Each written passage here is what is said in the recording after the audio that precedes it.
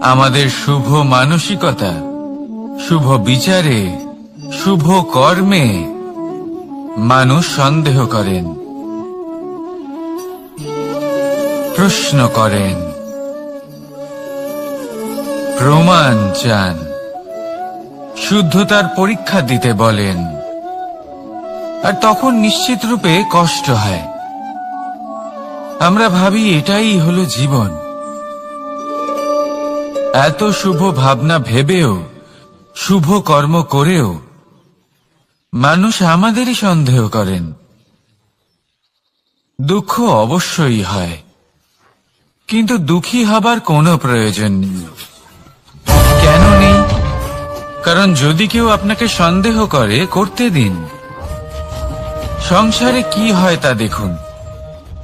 এই সংসারে সোনার শুদ্ধতাকেই পরখ করা হয়, কয়লার কটুতাকে নয়।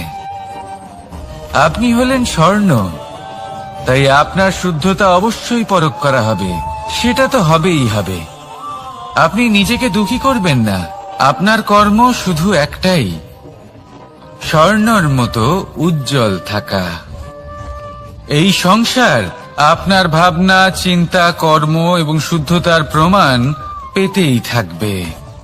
তাই আসুন আর আমার সাথে ভালোবেসে বলুন, রাধা রাধা।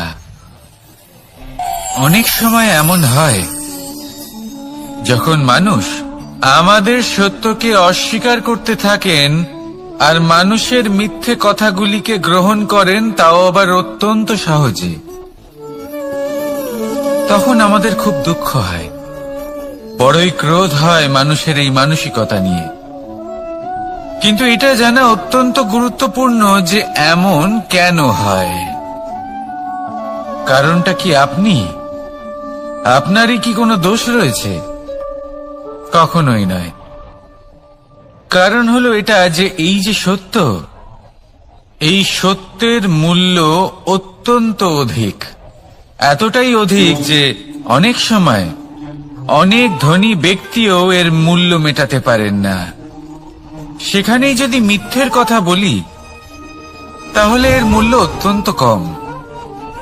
অত্যন্ত সহজেই মিথ্যে সবার মধ্যে বিক্রি হয়। সত্যি বলতে এটা ভাবা আপনার কর্ম নয় যে লোকে কেন আপনাকে বুঝতেই পারেন না, আপনার সত্য কেন বুঝতে পারেন না। আপনার কর্ম হলো আপনার সত্যের সাথে দাঁড়িয়ে থাকা, সেই সত্যের সাথে চলতে থাকা। কারণ সত্য তার কাছেই আসবে যে সত্যকে খুঁজে নিতে চায়। নয়তো বেশিরভাগ মানুষ মিথ্যেকে নিয়েই প্রসন্ন রয়েছেন। আপনি সত্যের সাথে কর্মের পথে অগ্রসর হতে থাকুন। সত্য বেশি দিন লুকোনো থাকে না। সংসারের সম্মুখে এটা অবশ্যই একদিন আসবে, কিন্তু তখনও সেটা মানুষের ওপর সে বিশ্বাস করবে কি করবে না। আপনি কর্ম করতে থাকুন আর আমার সাথে ভালোবেসে বলুন, রাধা রাধা। জীবনে যখনই আমরা এমন কোনো পথে চলতে চাই যা মূলত কাঁটায় ভরা ছোট পাথর থাকে, যা বিঁধে যেতে পারে, তখন আমরা কি করি? আমরা পাদুকা ব্যবহার করি, আর তারপরে আমরা খুব সরলভাবে সেই পথে অগ্রসর হতে পারি। কিন্তু যদি পাদুকা আর পায়ের মাঝে কোনো ছোট পাথরও এসে ফেসে যায়, তখন কিন্তু আমরা খুব কোমল পথও পার করতে পারবো না। কিছু বুঝলেন আপনারা? এর সারমর্ম হলো এটাই যে আমরা বাইরের যুদ্ধ জয় করতে পারি, সেখানে সফল হতে পারি, কিন্তু তার থেকেও অনেক বেশি গুরুত্বপূর্ণ আর অনেক বেশি কঠিন অন্তরের যুদ্ধ হয়। অন্তরের সমস্যাগুলি হয় লোভ, মোহ, ক্রোধ, লালসা, ভয়। যদি এইগুলি আপনার মধ্যে থাকে, তাহলে আপনি সংসারের যে কোনো স্তরে পৌঁছতে পারেন, অনেক বড় বড় যুদ্ধ জয় করতে পারেন, কিন্তু আপনি সন্তুষ্টি পাবেন না। তাই সর্বপ্রথম নিজেকে শুধরে নিন, তারপরে এই সংসারকে জয় করুন। তবে তার আগে আমার সাথে ভালোবেসে বলুন, রাধা রাধা। কখনো কখনো আমরা কোনো কাজ আরম্ভ করার বিষয়ে ভাবি, তারপর আরো ভাবি, তারপর আরো ভাবি, আর ভাবতেই থাকি। দেখুন, এটা কোনো অন্যায় নয় যে আমরা কোনো কাজ আরম্ভ করার পূর্বে তার বিষয়ে ভাবনা চিন্তা করছি, সেটা বোঝার চেষ্টা করছি, ঠিক আছে। কিন্তু সম্পূর্ণ সময় এই চিন্তায় ব্যর্থ করা উচিত নয়। যদি আপনি বেশি সময় লাগিয়ে ফেলেন, তাহলে সময় আপনার ওপর অবশ্যই রুষ্ট হবে। আর কেনই বা হবে না? আপনি সময় নষ্ট করছেন, আর সেটা উচিত নয়। দেখুন, নিশ্চিতভাবে ভাবনা চিন্তা করুন, বিবেচনা করুন, পূর্ণরূপে করুন, কিন্তু এটাও মনে রাখবেন যে উচিত সময়ের মধ্যে আপনাকে কর্ম আরম্ভ করতেই হবে। যদি ভাবতেই থাকেন, তাহলে কর্ম আরম্ভ করতে পারবেন না। আর এই সময় অত্যন্ত বলশালী। যদি একে সম্মান করেন, তাহলে তা আপনার সাথে থাকবে, আর যদি না করেন, তাহলে থাকবে না। আসুন সময়কে সম্মান করুন, আর আমার সাথে ভালোবেসে বলুন, রাধা রাধা। আপনি কখনো ভেবে দেখেছেন কি সেই জিনিস যা আপনাকে সামনে এগোতে বাধা দিচ্ছে? ধরুন, আপনি কোনো পথ দিয়ে যাচ্ছেন, পা মুচকে গেলে তা আপনাকে সামনে এগোতে বাধা দেয়। সেইভাবেই জীবনে ক্ষুদ্র চিন্তা আপনাকে সামনে এগোতে বাধা দেয়। দেখুন, যদি কোনো চাক থাকে যার মধ্যে ফাটল রয়েছে, তা আপনাকে ভালো মাটির পাত্র বানাতে দেবে না। ঠিক সেইভাবেই কাউকে ঈর্ষা করলে তা আপনাকে মহান হতে দেবে না। আমি উচ্চস্তরীয়, আরো নিচুতে রয়েছে, এই ভাবনা কখনোই আপনাকে উচ্চ স্তরে পৌঁছতে দেবে না। মন থেকে সকল বিকার, ঈর্ষা, মোহ, লোভ, লালসা এই সব ত্যাগ করুন। চিন্তা ভাবনাকে বড় করে তুলুন, ধন্যাত্মক বোধ জাগিয়ে তুলুন, আর সম্পূর্ণ সমর্পিত হয়ে কর্ম করুন। মহানুভবতা আর সাফল্য এই দুই আপনার পদানত হয়ে থাকবে। তাহলে আসুন আর আমার সাথে ভালোবেসে বলুন, রাধা রাধা। খুব বড় একটা প্রশ্ন করতে চলেছি, এই সংসারের সব থেকে বেশি সুখী কে? এবার কেউ বলবে সেই ব্যক্তি যিনি সব থেকে বেশি ধনী, যার কাছে সব থেকে বেশি ধন আছে, আভূষণ আছে, স্বর্ণ আছে। কেউ বলবেন কোন রাজ্যের রাজা, কারণ তিনি শাসন করতে পারেন, তার আদেশ ছাড়া কোনো কাজ সম্ভব নয়, ইত্যাদি ইত্যাদি। এর উত্তর যদি আমি দিই, তাহলে এটুকুই বলবো, সংসারের সব থেকে সুখী ব্যক্তি হলেন তিনি যিনি সন্তুষ্ট। তার কাছে সন্তোষরূপী ধন আছে, যা তাকে সুখী রাখে। এবার এই সন্তুষ্টি, সেটা কিভাবে আসে জীবনে? এটা আসে ধৈর্যের কারণে। ধৈর্যের এই অনুভূতি অত্যন্ত শক্তিশালী। এই ধৈর্যই কিন্তু আমাদের ধরিত্রীকে ধরিত্রী মাতা করে তোলে, কারণ ধরিত্রী মাতা ধারণ করেন, সহ্য করেন, ধৈর্য ধরেন এবং নিজের কর্ম করতে থাকেন। সেটা ধৈর্যই ছিল মাতা সীতার মধ্যে, যা রাবণের অন্ত করে দিল। এই ধৈর্যের কারণেই নারায়ণ কুর্ম অবতার ধারণ করেছিলেন, বড় একটা পর্বতকে পৃষ্ঠে ধারণ করেছিলেন এবং সমুদ্র মন্থনকে সম্ভব করেছিলেন। সেই জন্য সর্বপ্রথম মনের মধ্যে ধৈর্যকে নিয়ে আসুন। এই ধৈর্যই আপনাকে সন্তুষ্টির পথে নিয়ে যাবে, আর এই সন্তুষ্টি আপনাকে লোভ, মোহ এবং লালসার পথ থেকে দূরে নিয়ে সুখের পথে নিয়ে যাবে। আর তখন এই মন প্রসন্ন হয়ে বলবে, রাধা রাধা। এই সংসারে এমন কখনোই হবে না যে আপনি কিছু একটা করলেন কিন্তু তার মূল্য আপনাকে দিতেই হলো না।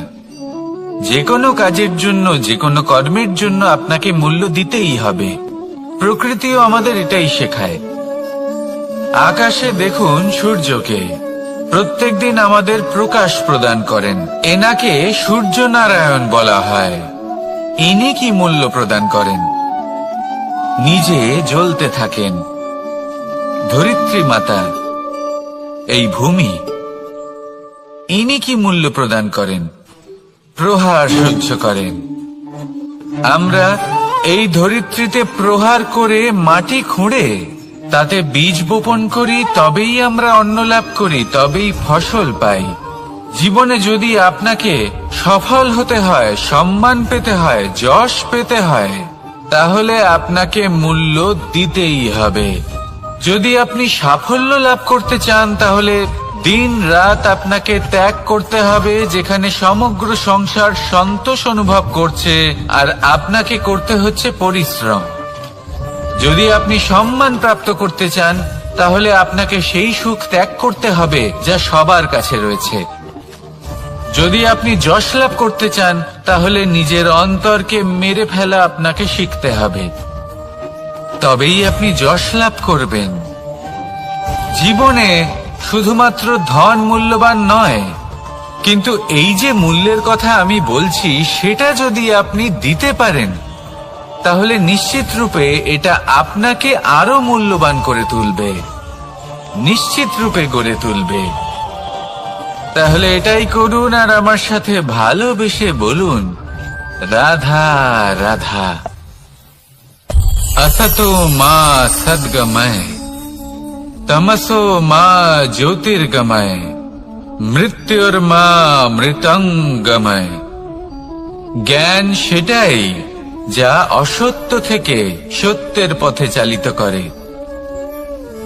প্রকাশ সেটাই যা অন্ধকার থেকে আলোর পথে নিয়ে আসে।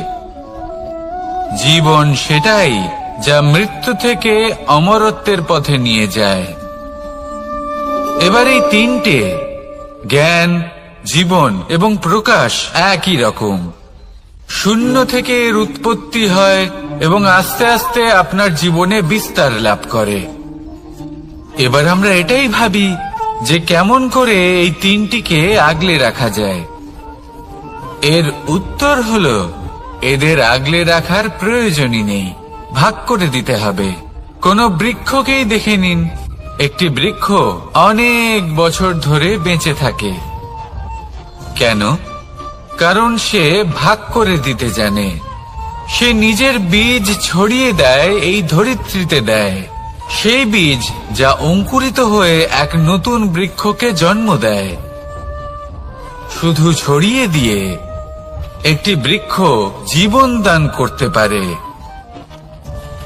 যদি কোনো ব্যক্তি জ্ঞান ছড়াতে শিখে যান, যদি প্রকাশ, আলোর কিরণ ছড়িয়ে দিতে শিখে যায়, কোনো ব্যক্তি তার জীবনের সুখ ছড়িয়ে দিতে শিখে যান, তাহলে তিনি মৃত্যুর পরও মৃত হন না। এই ভাগ করে দেওয়ার সুখটাই কিছুটা আলাদা। এই সুখ অনুভব করুন আর আমার সাথে ভালোবেসে বলুন, রাধা রাধা। এই সংসারের সব থেকে বড় যুদ্ধ কোনটা? দেব-অসুরের যুদ্ধ যা অনেক বছর ধরে চলেছিল, নাকি রাম রাবণের যুদ্ধ, নাকি মহাভারত? না, সংসারের সব থেকে বড় যুদ্ধ হলো সেইটা যা নিজের সাথে লড়া হয়, নিজের মনের সাথে লড়া হয়, নিজের অন্তরের সাথে লড়া হয়। এটাই সব থেকে বড় যুদ্ধ। এবার নিজেই দেখুন আপনার সব থেকে বড় শত্রুকে। আপনার স্বার্থ, আপনার কামনাগুলি, আপনার অহংকারগুলি, যা আপনাকেই নষ্ট করে দেয়। যদি এদের ওপর আপনি বিজয় লাভ করতে পারেন, তাহলে ধরে নিন এই সংসারে সবার উপরে আপনি বিজয় লাভ করতে পারবেন। এই সংসারে কেউ আপনাকে পরাজিত করতে পারবে না, কিন্তু তার জন্য প্রয়োজন অনুভূতির। অনুভূতি ভালোবাসার, অনুভূতি অনুপ্রেরণার। যে ব্যক্তি ভালোবাসতে পারেন এবং প্রেরণা দিতে পারেন তিনি চিরকাল জয়লাভ করতে পারেন।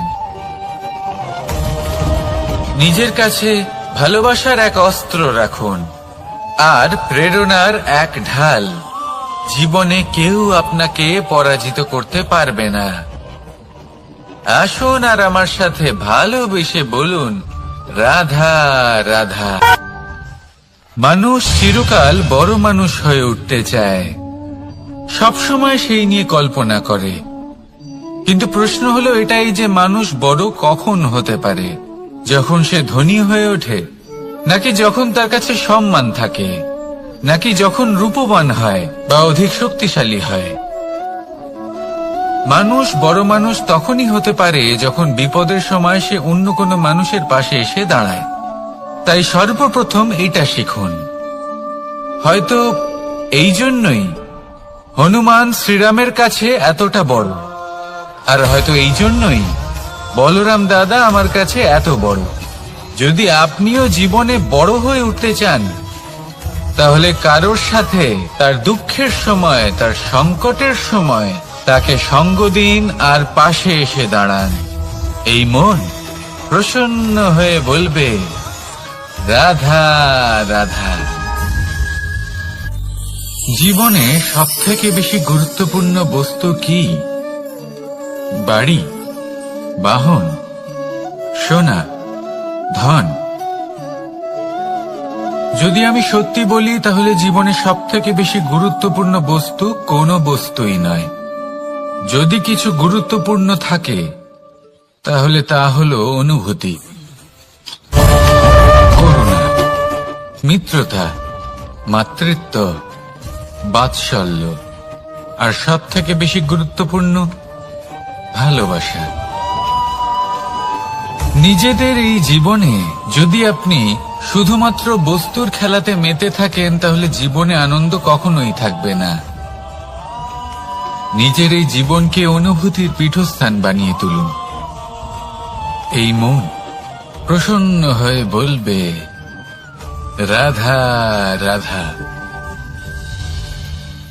যখনই কোনো ঘূর্ণিঝড় আসে, কোনো প্রলয় আসে, তখন দেখবেন তা কত বৃহৎ প্রভাব ফেলে, কত বড় বিনাশ ঘটায়, বিধ্বংস সৃষ্টি করে। যখন বন্যা আসে তখন কত গভীর প্রভাব ফেলে, কত সর্বনাশ ঘটায়। নদীর পাড়ও ভেঙে বয়ে নিয়ে যায়।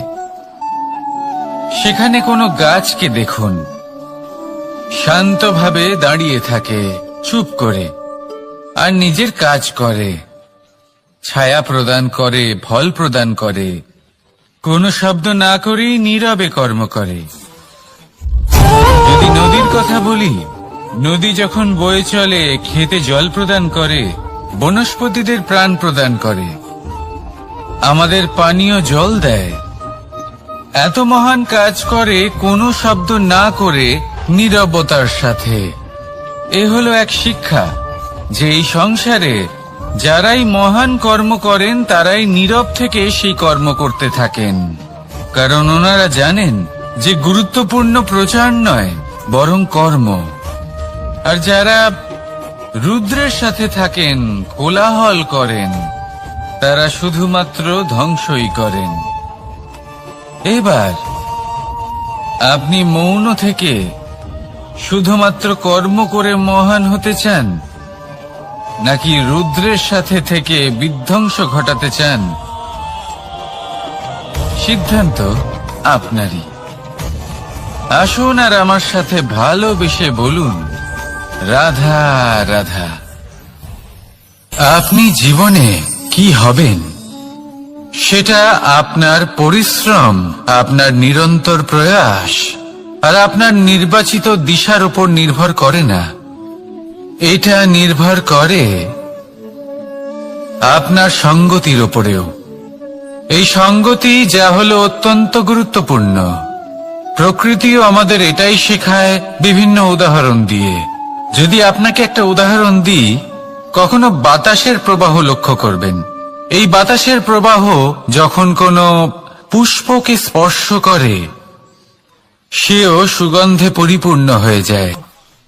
এই বাতাসের প্রবাহ যখন কোনো নালীর উপর দিয়ে প্রবাহিত হয় তখন সেও সুগন্ধহীন হয়ে যায়। এই সঙ্গতির প্রভাব যা মানুষকে কোথা থেকে কোথায় নিয়ে যেতে পারে আপনি জানতেও পারবেন না। এ হলো সঙ্গতির প্রভাব, যেখানে চানার সাথে গুড়ও মিশে যেতে পারে। এ হলো সঙ্গতিরই প্রভাব, যেখানে একটা সাধারণ পাথর স্বর্ণের সাথে মিশে গিয়ে একটা রত্নে পরিণত হতে পারে। তাই এই সঙ্গতির বিষয়ে বিশেষ খেয়াল রাখবেন। আপনি কার সাথে মিশছেন, কি বলছেন, কি শিখছেন, আপনার অস্তিত্বের উপর তাদের কি প্রভাব পড়ছে সব লক্ষ্য করবেন। আর আমার সাথে ভালোবেসে বলবেন, রাধা রাধা। কর্ম এবং ফল। মানুষের স্বভাব হলো এটাই যে তিনি নিজের প্রত্যেক পরিশ্রমের প্রতিফল প্রার্থনা করেন। বেশিরভাগ সময় এই ফলাফলের চিন্তা করতে করতে, কল্পনা করতে করতে উনি কর্ম করতে থাকেন যে আমি এই কাজটা করলে এই ফল পাবো। সেই সব কল্পনা করতে থাকেন যা না তার হাতে আছে, না আছে অধিকার, আর না আছে নিয়ন্ত্রণ। উনি শুধু নিজের কর্ম করতে পারেন। উনি কি ফল পাবেন তা তার হাতে কখনোই নেই। তাই আপনিও শুধুমাত্র কর্ম করতে থাকুন, ফলের চিন্তা করবেন না। মনে রাখবেন, শিকড় এবং শাখা যেভাবে একে অপরের সাথে জড়িয়ে, সেইভাবেই একে অপরের সাথে জড়িয়ে কর্ম এবং ফল। যেরকম কর্ম আপনি করবেন সেরকম ফল আপনি অবশ্যই পাবেন। তাই এই ফলের আশায় কর্মের সময় কখনোই নষ্ট করবেন না, কারণ যে ব্যক্তি সময় নষ্ট করেন সময় সেই ব্যক্তিকে অবশ্যই নষ্ট করে দেয়। কর্ম করুন নিঃস্বার্থভাবে, ফলের চিন্তা করবেন না। আর আমার সাথে ভালোবেসে বলুন, রাধা রাধা। কর্ম এবং ফল। দেখতে গেলে এই সমস্ত ব্রহ্মাণ্ড এই দুইয়ের মাঝেই স্থির হয়ে আছে। মানুষজন কর্ম করেন ভালো ফল লাভের আশায়, আর ভালো ফল লাভের আশায় উনি এটাই ভুলে যান যে উনি যে কর্ম করছেন তা কি করছেন। আমি বলেছিলাম কর্ম করুন ফলের চিন্তা না করে, কিন্তু কি কর্ম করছেন সেই বিষয়ে ভাবাটাও অত্যন্ত আবশ্যক। নয়তো অনেক সময় আমরা এমন কর্ম করে ফেলি যা না চাইতেও বিষে পরিণত হয়, যা হয়েছে দুঃশাসনের সাথে, দুর্যোধনের সাথে, গুরু দ্রোণের সাথে। একজনের মানসিকতা উচিত ছিল না, একজনের বিবেক উচিত ছিল না, আরেকজন যে পক্ষ নির্বাচন করেছিলেন সেই পক্ষ উচিত ছিল না। আর যা কিছু ওনাদের সাথে হলো, আপনার, আমার, আমাদের সকলের সাথে তা হতে পারে। আমি বলেছিলাম কর্ম করুন, ফলের চিন্তা করবেন না, কিন্তু এই কর্মের বিষয়ে বিচার করে দেখাটাও ততটাই আবশ্যক। দেখুন, কর্ম করার উচিত প্রক্রিয়া ফলের চিন্তা না করা, কিন্তু যদি আপনার কর্ম শুভ হয় তাহলে তার ফলও নিয়তি আপনাকেই দেবে। সর্বদা কর্ম করার সময় এটা ভাবুন যে আপনার এই কর্ম এই সংসারকে, এই সমাজকে, আপনার পরিবারকে, আপনার আশেপাশের মানুষজনকে কোন দিশায় নিয়ে যাবে। যদি এটা সবার জন্য মঙ্গলময় হয় তাহলে কর্ম করতে থাকুন। আর হ্যাঁ, নিশ্চিত রূপে ফলের চিন্তা করবেন না। আসুন আমার সাথে ভালোবেসে বলুন, রাধা রাধা।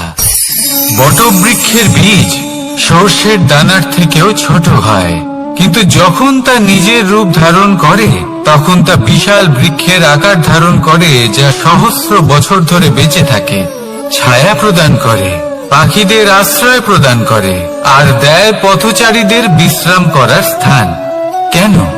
কারণ সেই ছোট বীজ তা মাটির ভেতরে গিয়ে নিজের খোলস ত্যাগ করে। অন্ধকারে থাকে সে, যতই আলো আসুক না কেন, যতই বর্ষা আসুক না কেন, সব সহ্য করে। আর তারপরে একটা চারা গাছ অঙ্কুরিত হয়, তারপর ধীর গতিতে একটা বিশাল বৃক্ষতে পরিণত হয়। দেখুন, জীবনে কঠিন সময় আসে, এই জন্য নয় যে আপনি হার মেনে নেবেন, এই জন্য আসে যাতে আপনি ভবিষ্যৎ নির্মাণের জন্য নিজেকে তৈরি করতে পারেন। যদি কঠিন সময়ে আপনি ওই বীজের মতো দৃঢ় হয়ে থাকতে পারেন, তাহলে আপনিও একদিন সেই বিশাল বৃক্ষের মতো নিজের অস্তিত্ব গড়ে তুলতে পারবেন, যা সহস্র বছর পর্যন্ত মনে রাখা হবে। আসুন আমার সাথে ভালোবেসে বলুন, রাধা রাধা।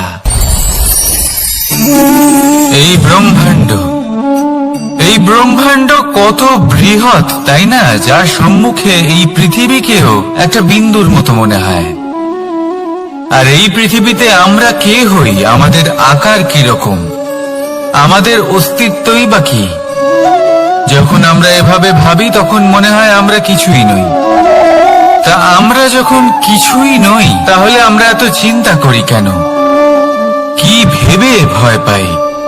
কাকেই বা এত ভয় পাই? কে আমাদের মারতে পারে আর কেই বা আমাদের জন্ম দেবে? আত্মার আসলে না কখনো জন্ম হয় আর না কখনো মৃত্যু। আত্মা শুধুই শরীর বদল করে। আপনি, আমি, আমরা সকলে এই শরীর নয়, আমরা হলাম আত্মা, যা হলো পরম আত্মার পরম অঙ্গ। সেই জন্য মনে রাখবেন, বাইরের কোথাও দেখবেন না, নিজের অন্তরের গভীরে গিয়ে দেখুন, আত্মাকে উপলব্ধি করতে শিখুন। ক্লেশ, ভয়, চিন্তা, এই সব কিছুর থেকে নিজেকে দূরে রাখুন, তাহলেই উপলব্ধি করতে পারবেন পরমাত্মাকে। তাহলে আসুন আমার সাথে ভালোবেসে বলুন, রাধা রাধা। পরিবর্তন এই সংসারের শাশ্বত নিয়ম। কোন রাজা নেই যিনি চিরকাল রাজা থাকেন, কোন ধনী ব্যক্তি নেই যিনি চিরকাল ধনী থাকবেন। এই সংসারে সূর্যের স্থান নেওয়ার জন্য চন্দ্রিমার আগমন ঘটে। কোন স্থান যাকে পতিত বলা হয়েছিল, সেখানে মহল তৈরি হয়েছে। কোন স্থান যাকে আজ মলিন বলা হয়েছে, কাল সেখানে মন্দিরও স্থাপন হতে পারে। কোন ঋতু চিরকালের জন্য থাকে না, কখনো সময় চিরকাল একরকম থাকে না। আজ যা আপনার কাছে রয়েছে, কাল অন্য কারোর ছিল। আজ যা আপনার কাছে রয়েছে, কাল তা অন্য কারোর কাছে চলে যাবে। আপনার সাথে কিছু থাকলে তা হলো আপনার কর্ম, কিন্তু সেই কর্মের পরিণামও আপনার নয়। আপনি শুধু কর্ম করুন, বাকি সবকিছুই পরিবর্তনশীল। কিন্তু সেই পরিবর্তনকে দেখে ভয় পাওয়ার প্রয়োজন নেই, তাকে স্বাগত জানান। যদি আপনি হাসি মুখে সেই পরিবর্তনকে স্বাগত জানান, তাহলে এই পরিবর্তনও হাসি মুখে আপনার সাথে থাকবে। আসুন আমার সাথে ভালোবেসে বলুন, রাধা রাধা। সঞ্চয় মানুষের যখন থেকে বোধ বুদ্ধি হয়, সঞ্চয় করতে আরম্ভ করে দেন। সঞ্চয় করতে থাকেন ভোজনের, সঞ্চয় অর্থের, সঞ্চয় শক্তির। নিজের জন্য করেন, নিজের পরিবারের জন্য করেন, নিজের স্ত্রীর জন্য করেন, সন্তানের জন্য করেন, সন্তানের সন্তানের জন্য সঞ্চয় করেন। সঞ্চয় করার জন্য ওনার কাছে অনেক কারণ রয়েছে, কারণ উনি এটা ভাবেন যে এই সঞ্চিত শক্তির জন্য কেউ ওনার কোনো ক্ষতি করতে পারবে না। মানুষ ভুলে যান একটা গুরুত্বপূর্ণ কথা, এই সত্য, উনি এই সংসারে খালি হাতেই এসেছিলেন, আর এখান থেকে ওনাকে খালি হাতেই যেতে হবে। যা এখানকার তা এখানেই থেকে যাবে। আর যদি কিছু ওনার সাথে যায়, তা হলো ওনার কর্ম, আর কিচ্ছু নয়। তাই যদি কিছু অর্জন করতে চান, তাহলে শুভ কর্ম অর্জন করুন, আত্মশক্তি অর্জন করুন, কারণ পরলোকে এটাই হবে আপনার সম্পত্তি। তাহলে কি এটা আপনি অর্জন করতে চান না? আসুন আর আমার সাথে ভালোবেসে বলুন, রাধা রাধা। সদিচ্ছা। দেখতে গেলে 3 অক্ষরে তৈরি এই শব্দ, কিন্তু সমস্ত ত্রিলোক তার উপরেই আধারিত। আপনি এই সংসারে এসেছেন, তখন অবশ্যই শ্বাস নেবেন, কিন্তু তার বদলে আপনাকে কিছু তো দিতেই হবে। আপনার উপর নির্ভর করছে আপনি কি দেবেন। কি দেবেন এই সংসারকে, এই সমাজকে, নিজের পরিবারকে, আর তার বদলে কি নেবেন? যশ নাকি অপযশ? দেখুন, এক ছিল রাবণ, যে কিনা সমুদ্র পার করল সীতাকে অপহরণ করার জন্য, আর এক ছিলেন রামচন্দ্র, যিনি সমুদ্র পার করেছিলেন, সেতু বানিয়ে গিয়েছিলেন সীতাকে ফিরিয়ে নিয়ে আসার জন্য। দুজনেই সমুদ্র পার করেছিলেন, শুধু পার্থক্য ছিল সদিচ্ছাকে বোঝার, লক্ষ্যের। অনেক মানুষের যাত্রা একরকম হতেই পারে, কিন্তু আনন্দ তখনই লাভ করবেন যখন লক্ষ্য শুভ হবে, মহান হবে। এই লক্ষ্য দিয়ে এই সংসারের কল্যাণ হবে এবং মানুষের সম্মান হবে।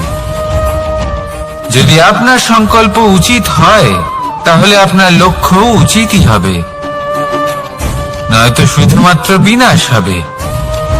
আর উচিত এটাই হবে যে বিনাশের হাত থেকে যেন নিজেকে বাঁচানো যায়, কি বলেন? তাই জীবনে যে লক্ষ্য স্থির করছেন, মনে রাখবেন তা যেন শুভ লক্ষ্য হয়। যদি এরকম হয়, তাহলে আপনার যাত্রা, আপনার জীবন দুটোই শুভময় হবে। আসুন আর আমার সাথে ভালোবেসে বলুন, রাধা রাধা। সুরক্ষা। এই সুরক্ষা আসলে কি? এটা কি কোনো কবচ, নাকি কোনো সীমা? এই সুরক্ষা আসলে অন্য কিছু। আমাদের মাতা পিতা, আমাদের প্রিয়জন, আমাদের বন্ধু, এই সমাজ, আমাদের শুভাকাঙ্ক্ষী, আমাদের আত্মীয়, এনারা সবাই আমাদের জীবনে কোনো না কোনো ভাবে সুরক্ষা দিয়ে থাকেন, একটা কবচ দিয়ে থাকেন কোনো না কোনো রূপে। কিন্তু দেখতে গেলে আমাদের পরাক্রমের পথে, আমাদের বীরত্বের পথে, আমাদের সাহসের পথে এই সুরক্ষাই সব থেকে বড় বাধা হয়ে দাঁড়ায়। একবার ভেবে দেখুন, যদি আপনি কোনো সুরক্ষাই না পান, বা যদি আপনি এই সুরক্ষা ভেঙে বাইরে আসতে পারেন, তাহলে আপনার বীরত্ব চরম সীমায় পৌঁছে যায়। কেন? কারণ তখন আপনি জানেন যে এই সংসারের সম্মুখীন আমাদের নিজেদেরই হতে হবে। আপনি বুঝে যান যে শত্রুর সম্মুখীন এবার নিজের বলের দ্বারা, নিজের পরাক্রমের দ্বারা, নিজের সাহসের দ্বারা করতে হবে। আর তখন আমাদের মনের মধ্যে এই শক্তি জাগ্রত হয়। এই শক্তি অন্তরেই বসবাস করে, শুধু এটা চিনে নিতে হবে, একে জাগ্রত করতে হবে। আর এটা সুরক্ষা ভেঙে যাওয়ার পরেই সম্ভব হয়। আর যারা নিজের শক্তি সম্পর্কে জানেন, যিনি নিজেই জানেন তিনি কতটা শক্তিশালী, তিনি নিজেই নিজের সুরক্ষা কবচ চিরকালের মতো ভেঙে ফেলে দেন, ঠিক কর্ণের মতো। আর তারপরে দেখুন, আপনার পরাজয় হোক বা বিজয়ী হোক না কেন, সেটাই অনেক বড় হয়, সেটাই প্রশস্ত হয়ে থাকে। সেই জন্য ত্যাগ করুন নিজের ভয়কে, নিজের আশেপাশের এই সুরক্ষা চক্রকে ভেঙে ফেলুন, আর সম্মুখীন হন এই সংসারের নিজের শত্রু সম্মুখীন হন। পরাক্রমের এই অঙ্কুর, তা অঙ্কুরিত হওয়ার জন্য বীজের উপরের এই কবচ, এটা ভেঙে যাওয়া অতি আবশ্যক। আসুন আমার সাথে ভালোবেসে বলুন, রাধা রাধা। যখন আমরা হাঁটতে থাকি আর আমাদের পায়ে কাঁটা বেঁধে যায়, তখন মুখ দিয়ে আহ বেরিয়ে আসে, কান্না চলে আসে, আর অনেক সময় অভিশাপও বেরিয়ে আসে। কিন্তু আমরা কি কখনো এটা এইভাবে দেখেছি, এইভাবে ভেবেছি যে আমরা যে পথে চলেছি সেই পথে কাঁটা বিঁধেছে, নাকি আমরা সেই পথ নির্বাচন করেছি যাতে শুধুই কাঁটা রয়েছে? নাকি আমরা এভাবে ভেবে দেখেছি যে এই কাঁটা আমাদের কষ্ট দিতে এসেছে, নাকি এটা আমরাই বিছিয়ে রেখেছিলাম? সাবধান থাকা উচিত ছিল, কারণ কাঁটা বিঁধলে যন্ত্রণা হবে, চিৎকার করে ফেলতে পারি, মুখ থেকে অভিশাপও বেরিয়ে আসতে পারে। কিন্তু এই অভিশাপ শুধুমাত্র আমাদের তরফ থেকে অভিশাপ হয়, সামনের ব্যক্তিটির ওপরও নির্ভর করে। এবার সেই ব্যক্তি যদি এমন হয় যে ফুল আর কাঁটা এই দুই সমানভাবে গ্রহণ করতে পারে, তার কাছে অভিশাপও বরদানে পরিণত হয়। শেষ পর্যন্ত ব্যাপারটা দাঁড়ায় ভাবনা, চিন্তা, দৃষ্টিভঙ্গির ওপর। কারণ আপনার এই ভাবনাই সত্যি হয়ে সামনে আসে।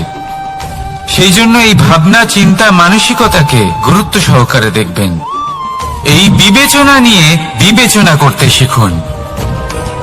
আমার কথার অর্থ হলো যে জীবনে যখন এরকম কিছু একটা ঘটবে, তখন ভেবে দেখুন যে এরকম কেন হলো। আপনি কি এমন কোনো কর্ম করেছিলেন যার কর্মফল এটা? এমন কোনো কাজ যা অনুচিত ছিল, অসত্য ছিল, যা অভদ্রতার কারণ ছিল? ভেবে দেখা প্রয়োজন। দেখুন, ইচ্ছে হলো আপনার যে আপনি কি করতে চান, ভাবনা আপনার, সত্য আপনার, জীবন আপনার, সিদ্ধান্ত আপনার। আসুন আর আমার সাথে ভালোবেসে বলুন, রাধা রাধা। সময়। এই সময় আসলে কি?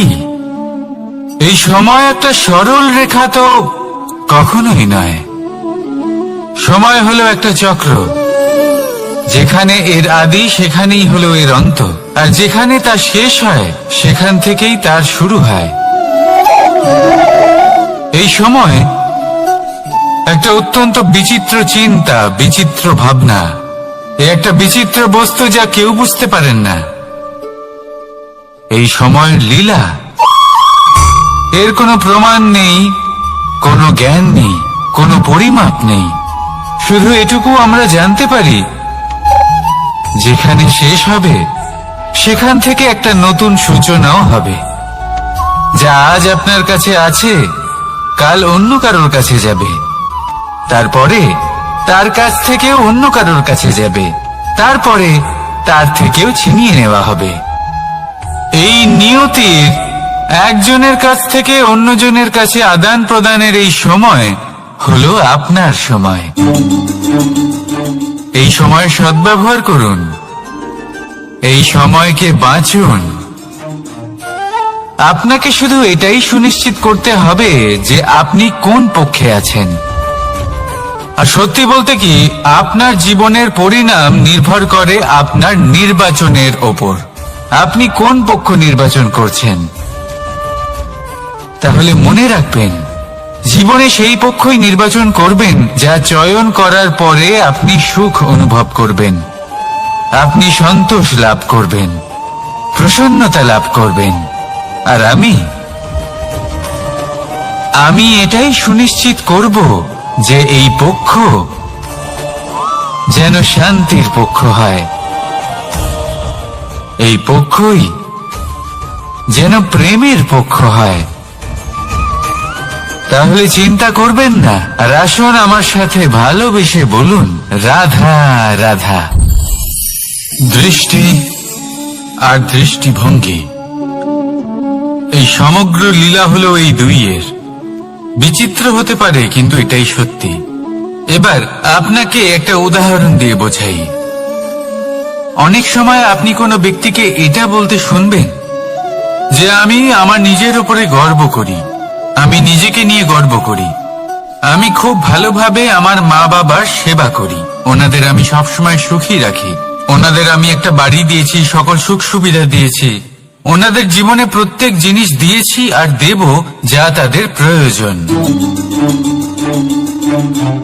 এবার আমাকে বলুন যে আপনি কে হন। আপনি হলেন সেই বীজ যা আপনার মাতা পিতা রোপণ করেছেন। আপনার মা বাবাই আপনাকে এই সংসারে জন্ম দিয়েছেন। এবার এইসব কথার কি তাৎপর্য? এই হলো সেই ব্যক্তির দৃষ্টিভঙ্গি। এবার দেখা যাক এই প্রকৃতি আমাদের কি শেখায়। কখনো কোনো গাছকে দেখবেন, যখন সেই গাছে ফল আসে, সে মালিকে এটা বলে না যে দেখো আমি তোমাকে ফল খেতে দিচ্ছি।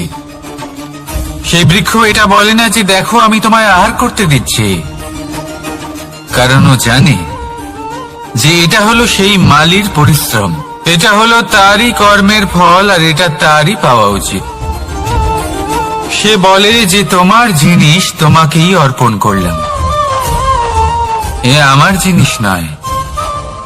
ও জানে সেই মালির গুরুত্ব আসলে কি, এটা হলো তার দৃষ্টিভঙ্গি।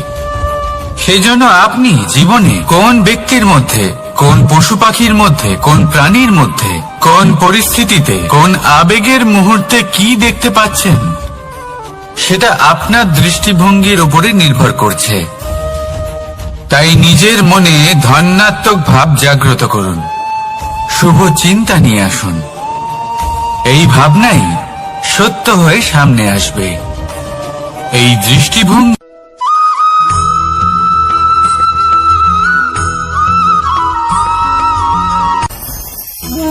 ভোজন। এবার ভোজন সংগ্রহ করার জন্য মানুষ কি না করেন, সব সময় চেষ্টা করতে থাকেন। ফসল উৎপাদনের জন্য অনেক পরিশ্রম করতে থাকেন, কিন্তু অনেক সময় অনেক পরিশ্রম করার পরেও ফসল ভালো উৎপাদন হয় না। এর কারণ কি? কারণ হলো এটাই যে আপনি পরিশ্রম হয়তো অনেক করেছেন, কিন্তু আপনার নজর তো সেই বীজের দিকে ছিলই না যা আপনি রোপণ করেছেন। সেই জন্য সব সময় কোনো বীজ রোপণ করার আগে তাকে পরখ করে দেখুন, তা অত্যন্ত আবশ্যক।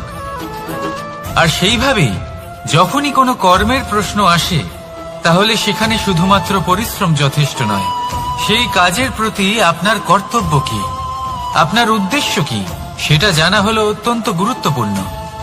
তাই কর্ম করুন, কিন্তু সেই কর্মের প্রতি আপনার যা উদ্দেশ্য তার মাহাত্ম্য বুঝতে চেষ্টা করুন। তাহলে আসুন আমার সাথে ভালোবেসে বলুন, রাধা রাধা।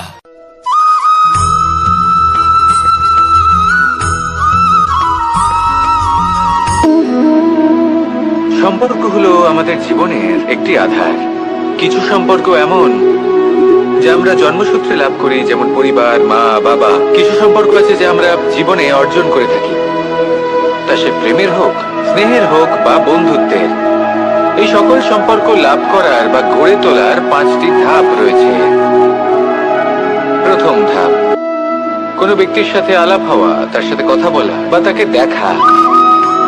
দ্বিতীয় ধাপ, সে ব্যক্তিকে আমাদের ভালো লাগা। তৃতীয় ধাপ, আমাদের এটা চাইতে শুরু করা যে জীবনে এই ব্যক্তি যেন আমাদের বন্ধু হন, আমাদের জীবনে থাকেন, বা আমাদের কাউকে ভালোবেসে ফেলা, আর এটা আমাদের ভাবা বা চাওয়া যে সেই ব্যক্তি যেন আজীবন আমার সাথে থাকেন, আমার জীবনে আমার সাথী হয়ে। চতুর্থ ধাপ, লাভ করা। এবার এই ধাপটি অনেক মানুষের পক্ষেই খুবই সরল হয়, বড়ই সরলভাবে নিজেদের সঙ্গীকে লাভ করে থাকেন। কিছু মানুষের জন্য এই ধাপ অত্যন্ত কঠিন হয়ে থাকে। অনেক প্রতিকূল পরিস্থিতির উপর জয়লাভ করে তারা সঙ্গীকে লাভ করেন, কিন্তু লাভ অবশ্যই করেন। এরপরে আসে পঞ্চম, অন্তিম এবং সব থেকে গুরুত্বপূর্ণ ধাপ, সেটা হলো সেই সম্পর্ক পালন করা। এটা হলো এমন এক বিষয় যা প্রত্যেক মানুষের শেখা উচিত। যদি ব্যক্তি নিজের জীবনে সম্পর্ক রক্ষা করতে শিখে যান, তবে প্রত্যেক সম্পর্ক তার জীবনকে স্বর্গ করে তুলবে। আসুন আর আমার সাথে ভালোবেসে বলুন, রাধা রাধা।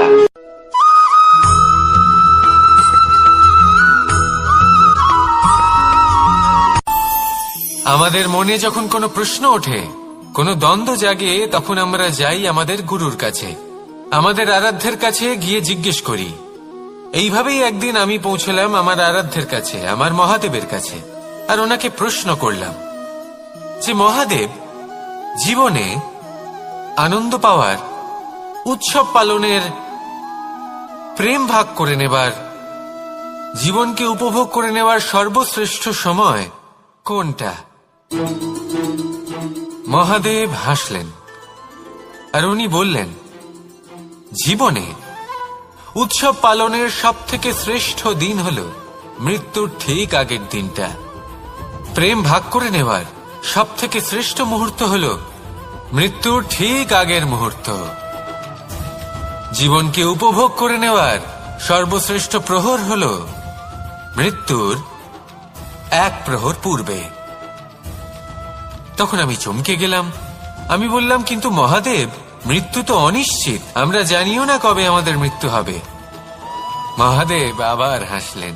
উনি বললেন যে যদি আমরা এভাবে জীবন কাটাই যে আমরা জীবনের প্রত্যেক দিন, প্রত্যেক মুহূর্ত, প্রত্যেক প্রহর শেষ বলে মনে করি, তাহলে আমাদের সমস্ত জীবন আনন্দের সাথেই অতিবাহিত হবে। কি বলেন?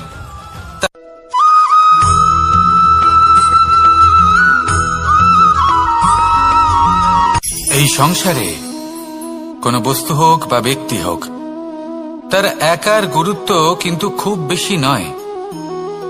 একটা উদাহরণ হিসেবে বৃষ্টির ফোঁটাকে ভেবে দেখুন। যদি একটি বৃষ্টির ফোঁটা হয় তাহলে তার খুব বেশি গুরুত্ব থাকে না, কিন্তু যখন সহস্র বৃষ্টির ফোঁটা মেঘের মধ্যে দিয়ে ঝরে পড়ে, তখন সেটা বর্ষার রূপ ধারণ করে। সেই বর্ষা যা এই প্রকৃতিকে শান্ত করে। সেইভাবেই পাথরের ছোট টুকরো, তার খুব বেশি গুরুত্ব থাকে না, কিন্তু যখন অসংখ্য পাথরের টুকরো একত্রিত হয় তখন তা পর্বতের আকার ধারণ করে। সেইভাবেই কিছু মানুষ যখন একত্রিত হন তখন তৈরি হয় পরিবার, কিছু পরিবার যখন একত্রিত হয় তখন তৈরি হয় সমাজ, যখন অনেক সংখ্যক সমাজ একত্রিত হয় তখন তৈরি হয় রাজ্য। এবার এই রাজ্যের সব থেকে গুরুত্বপূর্ণ ব্যক্তি হতে পারেন রাজা, কিন্তু তাও সেই রাজা একা কিছু করতে পারেন না। যুদ্ধ লড়ার সময় তারও নিজের সৈন্যদলকে প্রয়োজন পড়ে।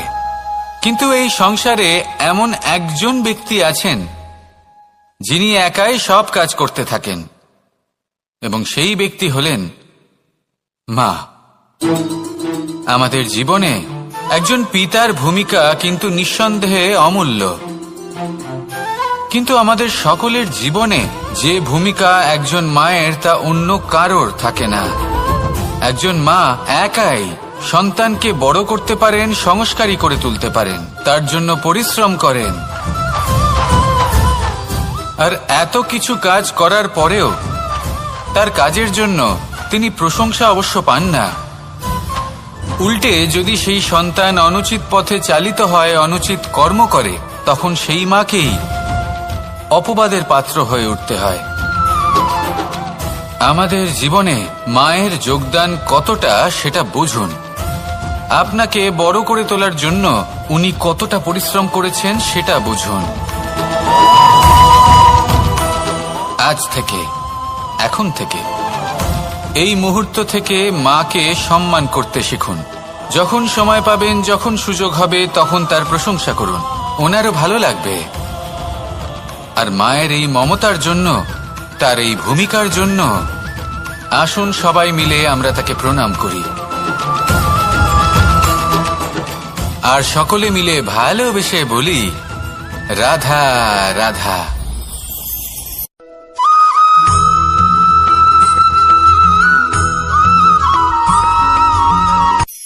এই সংসারে সাফল্য লাভ করার জন্য জ্ঞানের প্রয়োজন হয়, পরিশ্রমের প্রয়োজন হয়, দৃঢ় নিষ্ঠার প্রয়োজন হয়, নিরন্তর চেষ্টা করা প্রয়োজনীয়। কিন্তু আরো কিছু আছে যা অত্যন্ত প্রয়োজনীয় এবং গুরুত্বপূর্ণ। তা হলো ভালো বন্ধু। তাদের থাকা অত্যন্ত প্রয়োজনীয়। যদি ভালো বন্ধু থাকে তাহলে সময় এলে তারা ঢাল হয়ে আপনাকে সুরক্ষা করবেন। সময় এলে অস্ত্রের মতো শত্রুকে সংহারও করবেন। যদি তিনি জ্ঞানী হন, তাদের মধ্যে সদ্গুণ থাকে, তাহলে এই সব গুণ আপনার মধ্যেও প্রবেশ করবে।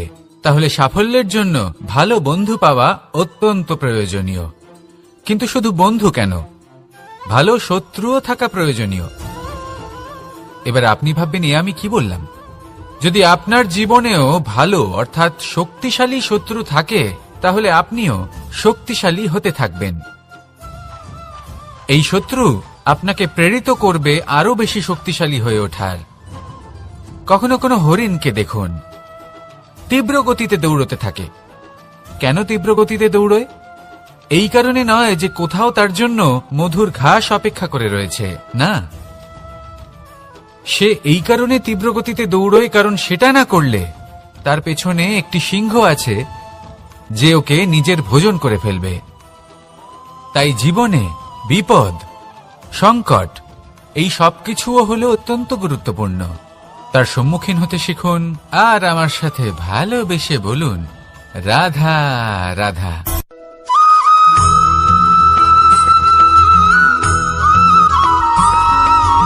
কথায় আছে, প্রত্যেক পুত্র তার পিতার প্রতিচ্ছবি হয়, আর সমস্ত প্রতিচ্ছবি চায় যেন সে তার অস্তিত্ব প্রাপ্ত করতে পারে। পুত্র চায় সে যেন তার পিতার মতো হয়, বা কখনো কখনো তার থেকেও শ্রেষ্ঠ হয়। সেটা কোনো অনুচিত ব্যাপার নয়। অনুচিত তখন হয় যখন পুত্র নিজের পিতার মতো হবার স্বপ্ন পূরণ করতে গিয়ে বা তার থেকেও শ্রেষ্ঠ হওয়ার স্বপ্ন পূরণে অনুচিত পথের আশ্রয় নেয়। কারণ তারপরে সে তার পিতার গুণগুলি আত্মসাৎ করতে চায় না। সে শুধুই এটা চায় যে সংসারের চোখে যেন আমি শ্রেষ্ঠ প্রমাণিত হই। এটা অনুচিত। সংসারে এমন অনেক মানুষ আছেন যারা এই কারণে শ্রেষ্ঠ হওয়ার চেষ্টা করেন যাতে তার পরিবারের তার পিতার সম্মান বৃদ্ধি পায়। এমনও মানুষ থাকেন, আর এটাই হলো পার্থক্য উদ্দেশ্যের। মনে রাখবেন, যদি আপনার উদ্দেশ্য শুভ হয় তাহলে পথও শুভ হবে, যদি আপনার উদ্দেশ্য অশুভ হয় তাহলে পথও অশুভ হবে। তাহলে নিজের পিতার মতো হবার চেষ্টা অবশ্যই করুন, তার থেকেও শ্রেষ্ঠ হওয়ার চেষ্টা অবশ্যই করুন, কিন্তু মনে রাখবেন আপনার সংকল্প আর আপনার উদ্দেশ্য এই দুই শুভ হওয়া উচিত। তাহলে আসুন আর আমার সাথে ভালোবেসে বলুন, রাধা রাধা।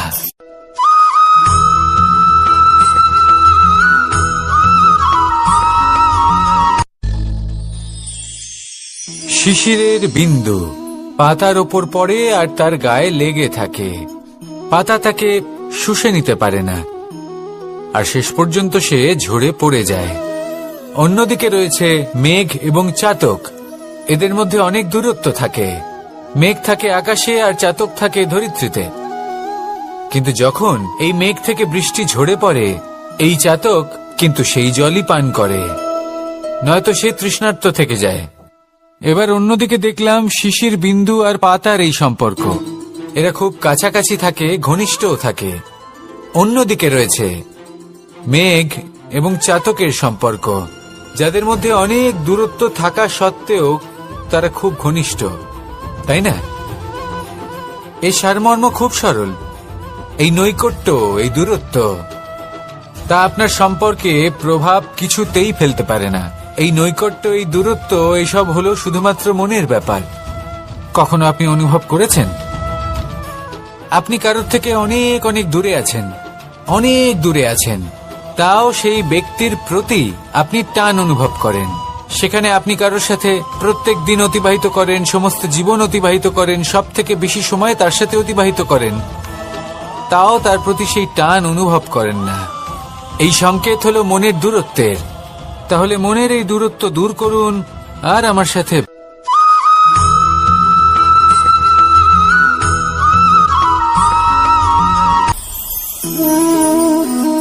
শক্তি এক অত্যন্ত বিচিত্র বস্তু, বা বলতে পারেন অনুভূতি। পিতা সবসময় চান যেন তিনি তার শক্তি পুত্রকে। আসুন আপনাকে সহজে বোঝাই। যদি আপনি সুপাত্র হন আর আপনাকে শক্তি দেওয়া হয়, তাহলে আপনি সেই শক্তির গুরুত্ব বুঝবেন, কোথায় সেই শক্তি প্রয়োগ করা উচিত সেটা বুঝবেন। আর এটা যেহেতু অর্জন করা শক্তি হবে, সেই শক্তির অপব্যবহার হবে না। কিন্তু যদি এই আপনি কুপাত্র হন আর যদি আপনাকে এই শক্তি দেওয়া হয়, তাহলে কি হবে? দেখতে গেলে এই শক্তি আপনি দান হিসেবে পেয়েছেন, তাই না আপনি এই শক্তির গুরুত্ব বুঝবেন আর না এর প্রয়োগ আপনি জানবেন। তার অপব্যবহার হওয়া সুনিশ্চিত। তাই যদি আপনি কোনো শক্তি অর্জন করতে চান, তাহলে আগে তার যোগ্য হয়ে উঠুন। পুত্র নয়, পাত্র হয়ে উঠুন। আর আমার সাথে ভালোবেসে বলুন, রাধা রাধা।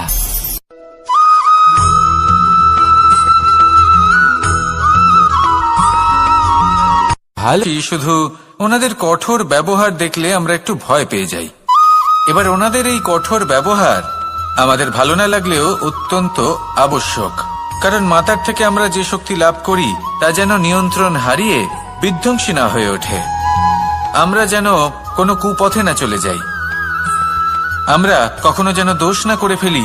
শুধু সেই জন্য পিতা এবং গুরু একটু কঠোর হয়ে ওঠেন, এবং ওনাদের এই কঠোর আচরণ ভবিষ্যতে গিয়ে আমরা অবশ্যই বুঝতে পারি। জীবনে কিছু বছর আমরা এগিয়ে যাই আর তারপর আমরা বুঝতে পারি যে বাবা এবং গুরু আমাদের যথেষ্ট ভালোবাসতেন, কিন্তু ওনাদের ভালোবাসার বহিঃপ্রকাশ আলাদা। প্রয়োজনীয় হলো এটা দেখার, এটা বোঝার যে শুরু থেকে আমাদের প্রতি ওনাদের আচরণ কেমন ছিল। ওনাদের কঠোর হওয়ার পেছনে ওনাদের ভালোবাসাটা বোঝার চেষ্টা করুন, ওনাদের চিন্তাটা বোঝার চেষ্টা করুন, ওনাদের পথপ্রদর্শনের আড়ালে আপনার ভবিষ্যতের জন্য যে পরিকল্পনা ওনারা করেছেন সেটা বোঝার চেষ্টা করুন। তখন আপনারা বুঝতে পারবেন ওনাদের ভালোবাসাকে। আপনার মনের মধ্যে আপনা থেকেই ওনাদের প্রতি সম্মান জেগে উঠবে। নিজের পিতা এবং নিজের গুরু এই দুজনের প্রতি কৃতজ্ঞতা প্রকাশ করুন আর আমার সাথে ভালোবেসে বলুন, রাধা রাধা।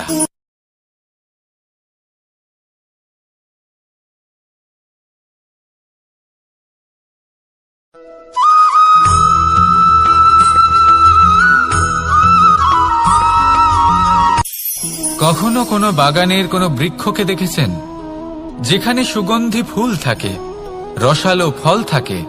তখন মন প্রফুল্ল হয়ে ওঠে, মন থেকে সেই বৃক্ষের প্রতি ভালোবাসা জন্মায়। কিন্তু যিনি বাগানের মালিক, শুধুমাত্র তিনিই জানেন যে কিভাবে এই বৃক্ষকে আগলে রাখতে হয়, কিভাবে তার পরিচর্যা করলে এতে সুন্দর সুগন্ধি ফুল হবে, রসালো ফল হবে। কখনো কখনো প্রয়োজনের থেকে বেশি রোদ পেলে এই বৃক্ষগুলি শুকিয়ে যায়, প্রয়োজনের থেকে কম রোদ পেলেও এই বৃক্ষ কিন্তু শুকিয়ে যায়। প্রয়োজনের থেকে কম জল যদি পায় এই বৃক্ষ শুকিয়ে যেতে পারে, প্রয়োজনের থেকে অতিরিক্ত জল যদি পায় তখনও এই বৃক্ষের শিকড়গুলি নষ্ট হয়ে যেতে পারে। এবার এটাই কিন্তু আমাদের সংসারের সাথেও হয়। আমাদের সংসারের সকল প্রতিভাশালী ব্যক্তি, যেমন লেখক, বিচারক, প্রবক্তা, যোদ্ধা, এদের সবার ক্ষেত্রে এই কথাটাই প্রযোজ্য। যদি বেশি প্রশংসা করা হয় তাহলেও এরা হারিয়ে যাবেন। প্রয়োজনের থেকে বেশি যদি নিন্দা করা হয় তখনও তারা নত হয়ে পড়বেন।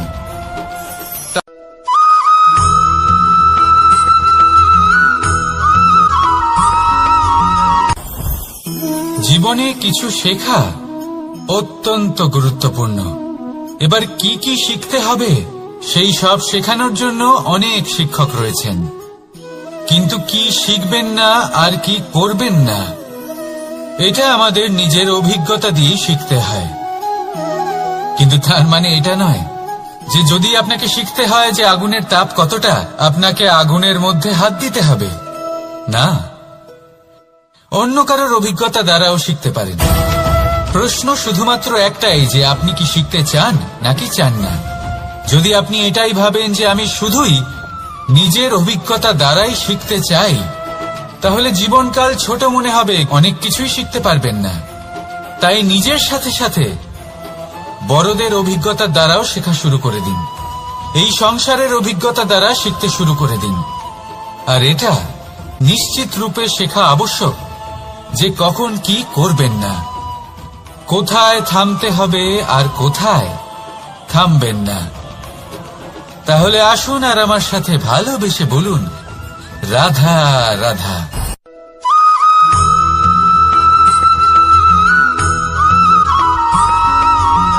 এই সংসারে সবথেকে বেশি কোমল বস্তু হলো রেশম। এই রেশম এতটাই কোমল হয় যে এর পুরো একটা থান শুধুমাত্র একটা হাতে ধরা সম্ভব। কখনো ভেবে দেখেছেন এই রেশম কিভাবে হয়? একটি কীট তার লালার দ্বারা উৎপন্ন হয়। এই কীট সেই রেশমকে পাক দিতে থাকে, পাক দিতেই থাকে আর আস্তে আস্তে তার মধ্যেই জড়িয়ে পড়ে। শেষে ওর এই সুন্দর অমূল্য সৃষ্টি রেশমের এই সুতো, তার নির্মাণ কার্য পূর্ণ হয়। কিন্তু তাতেই ও নিজে বন্দী হয়ে যায়। নিজেরই মায়াজালের এই বন্দী গৃহে নিজেই ফেঁসে যায়। এবার এই সুতোকে ব্যবহারযোগ্য করে তোলার জন্য এই কীটগুলিকে এই কবচের সাথেই ফুটন্ত জলে ফেলে দেওয়া হয়। এই সংসারে যদি আমাদের স্বপ্ন এই সংসারের দুঃখ হরণ করার জন্য, এই সংসারে সুখ বিতরণ করার জন্য হয়, তবেই আমাদের প্রগতি সম্ভব। যদি আমাদের এই স্বপ্ন শুধুই আমাদের এবং আমাদের স্বার্থ সিদ্ধির জন্য হয়, তাহলে এই স্বপ্ন আমাদের অন্ধ করে দেবে, আমাদের অন্ধকারের পথে নিয়ে যাবে, আর আমরাও সেই কীটের মতো হয়ে যাব। নিজেদেরই মায়াজালে আমরা নিজেই ফেঁসে যাব, আর শেষে আমরা যদি কিছু লাভ করি তা হবে একাকিত্ব, অন্ধকারময় মৃত্যু। তাই স্বপ্ন অবশ্যই দেখুন, কিন্তু এমন ভাবে স্বপ্ন দেখবেন না যে তার এই বন্দিগৃহে আপনি নিজেই ফেঁসে গেলেন। স্বপ্ন দেখুন পরোপকারে।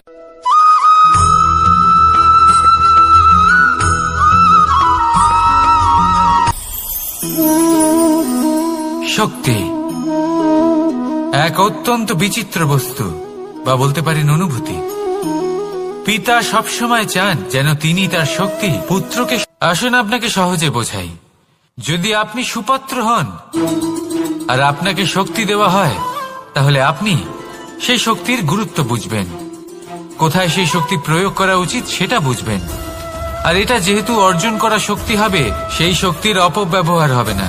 কিন্তু যদি এই আপনি কুপাত্র হন আর যদি আপনাকে এই শক্তি দেওয়া হয়, তাহলে কি হবে? দেখতে গেলে এই শক্তি আপনি দান হিসেবে পেয়েছেন, তাই না আপনি এই শক্তির গুরুত্ব বুঝবেন, আর না এর প্রয়োগ আপনি জানবেন। তার অপব্যবহার হওয়া সুনিশ্চিত। তাই যদি আপনি কোনো শক্তি অর্জন করতে চান, তাহলে আগে তার যোগ্য হয়ে উঠুন, পুত্র নয় পাত্র হয়ে উঠুন। আর আমার সাথে ভালোবেসে বলুন, রাধা রাধা।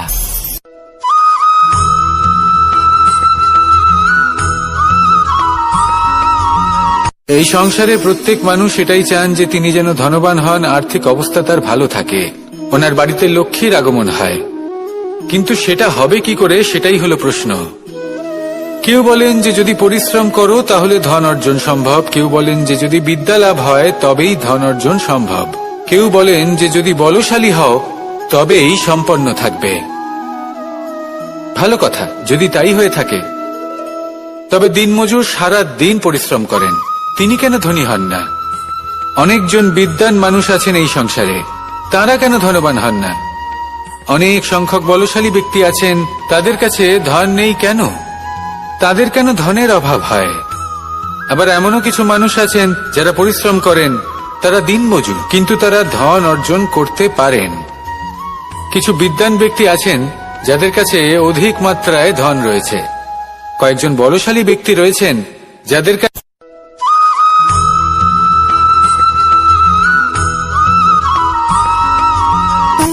সুখ, দুঃখ এবং শক্তি, এই তিন হলো এই সংসারের ত্রিদেবের মতো। আমাদের জীবনে যা কিছু ঘটছে এই তিনটির ভিত্তির উপরেই হচ্ছে। আসলে এই সংসারের একটা নিয়ম আছে, যখনই আপনি কিছু লাভ করেন, এই সংসার আপনার পরীক্ষা নেয়।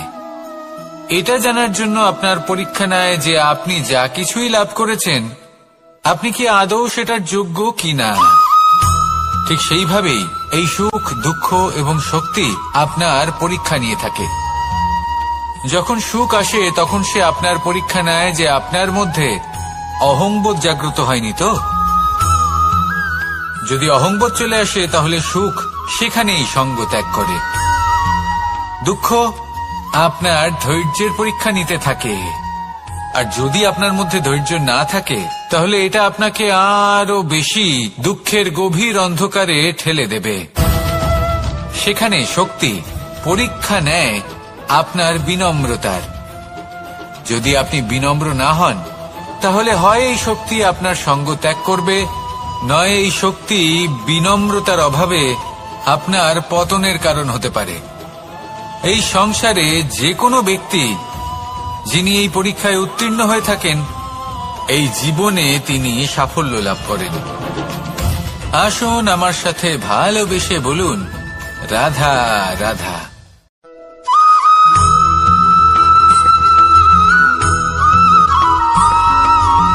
পঞ্চতত্ত্বের মধ্যে দ্বিতীয় তত্ত্ব হল ধরণী, ভূমি, যাকে আমরা ধরণী মাতা বলি। এই ধরণী ধৈর্য ধারণ করে, আর এর ওপরেই আমাদের সমগ্র সংসার নির্ভরশীল। কারণ এই ভূমি সহ্য ক্ষমতা রাখে, এর সহ্য ক্ষমতা হল অপরিসীম। সন্তান যতই আঘাত প্রদান করুক না কেন, প্রেম পূর্বক সহ্য করে, আর তার বদলে অমূল্য রত্ন প্রদান করে। সন্তান যদি হাল চালায়, তাহলে তার বদলে তাকে অন্ন প্রদান করে। এটাই হলো ধরণী। এবার এর থেকে আমরা কি শিক্ষা পেতে পারি? এটাই যে কারোর জন্য কিছু করা বা কাউকে কিছু দেওয়া মনে কোনো কামনা ছাড়াই। আর এই কথাটা বুঝে যান, যদি কারোর জন্য কামনা না রেখে বা কোনো পাওয়ার আশা না রেখে কারোর জন্য কিছু করেন বা কারোকে কিছু দেন, যদি এটা আপনি শিখতে পারেন, তবে আপনি ভালোবাসতে শিখে গেছেন। আর সেই জন্যই এই ধরিত্রীকে মাতা বলা হয়। কারণ মাতা শুধু উনি নন যিনি গর্ভে সন্তানকে ধারণ করেন, মাতা তো উনিও যিনি জীবন বাঁচতে শেখান, যিনি জীবন বাঁচার উদাহরণ প্রদান করেন। তাহলে ধরণীর থেকে এই নিঃস্বার্থ ভাব শিখুন, নিঃস্বার্থ ভালোবাসা শিখুন, আর এই ভালোবাসার সাথেই বলুন, রাধা রাধা।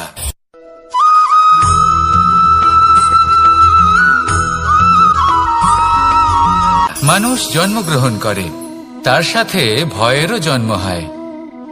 ছোটবেলা থেকেই আমাদের মনে কোনো না কোনো প্রকারের ভয় থেকেই যায়। কেউ এই বিষয়ে ভয় পায় যে তার কোনো বস্তু তার থেকে দূরে চলে যাবে, কেউ এই বিষয়ে ভয় পায় যে আমি নিজেকে হারিয়ে ফেলব, কেউ এই ভেবে ভয় পায় যে আমার প্রিয়জনেরা তারা যেন আমার থেকে দূরে না চলে যায়, কেউ এই ভেবে ভয় পায় যে আমরা যেন পথ না হারিয়ে ফেলি, আদি ইত্যাদি। কিন্তু সত্যি কথা বলতে, ভেবে দেখুন এই ভয় বাস্তবে কি? শুধুই একটা মনস্থিতি, আর কিছুই নয়। যা কিছু আপনি জীবনে পেয়েছেন তা একদিন আপনাকে হারাতে হবে। এই জীবন হলো আপনারই, কিন্তু তাও একদিন সমাপ্ত হবে। তাই ভয় পেয়ে কি লাভ? এই ভয় শুধু আপনাকে জীবন যাপন করা থেকে বাধা দিচ্ছে, আর কিচ্ছু নয়। পথ হারিয়ে ফেললেই বুঝতে পারবেন যে নতুন পথ কিভাবে বানাতে হয়।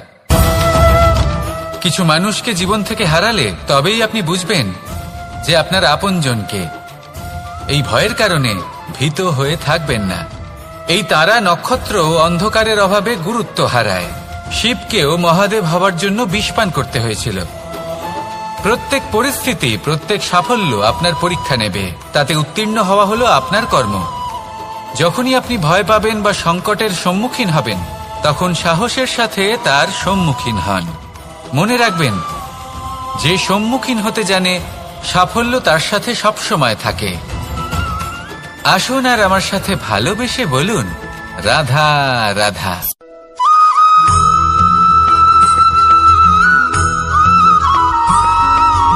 জীবনে অগ্রসর হওয়ার জন্য আমাদের কাকে প্রয়োজন হয়? মাতা পিতা, বন্ধু, প্রেম, সাহায্য, অর্থ, পরিশ্রম, আশা। ভিন্ন ভিন্ন মানুষ ভিন্ন ভিন্ন বিকল্প চয়ন করে। যদি আমি আপনাকে বলি, তাহলে জয় আর পরাজয়ের মন্ত্র দুটো শব্দের উপর নির্ভর করে, মেনে নেওয়া আর দৃঢ় হওয়া। যদি মেনে নেন তাহলে হেরে যাবেন, যদি দৃঢ় হন তাহলে নিশ্চিত রূপে জয়ী হবেন। যদি কখনো আপনি ক্লান্ত হয়ে ওঠেন, আপনি দুঃখী হন, পুরোপুরি ভেঙে পড়েছেন, তখন মেনে নেবেন না যে আপনি ভেঙে পড়েছেন, নয়তো হেরে যাবেন। তখন উল্টে স্থির করবেন যে যাই হয়ে যাক না কেন, আমি জয়ী হবই। আর আপনি দেখবেন যে জয় নিশ্চিত রূপে আপনার কাছেই আসবে। তাহলে এই কথা মনে রাখবেন আর আমার সাথে ভালোবেসে বলবেন, রাধা রাধা।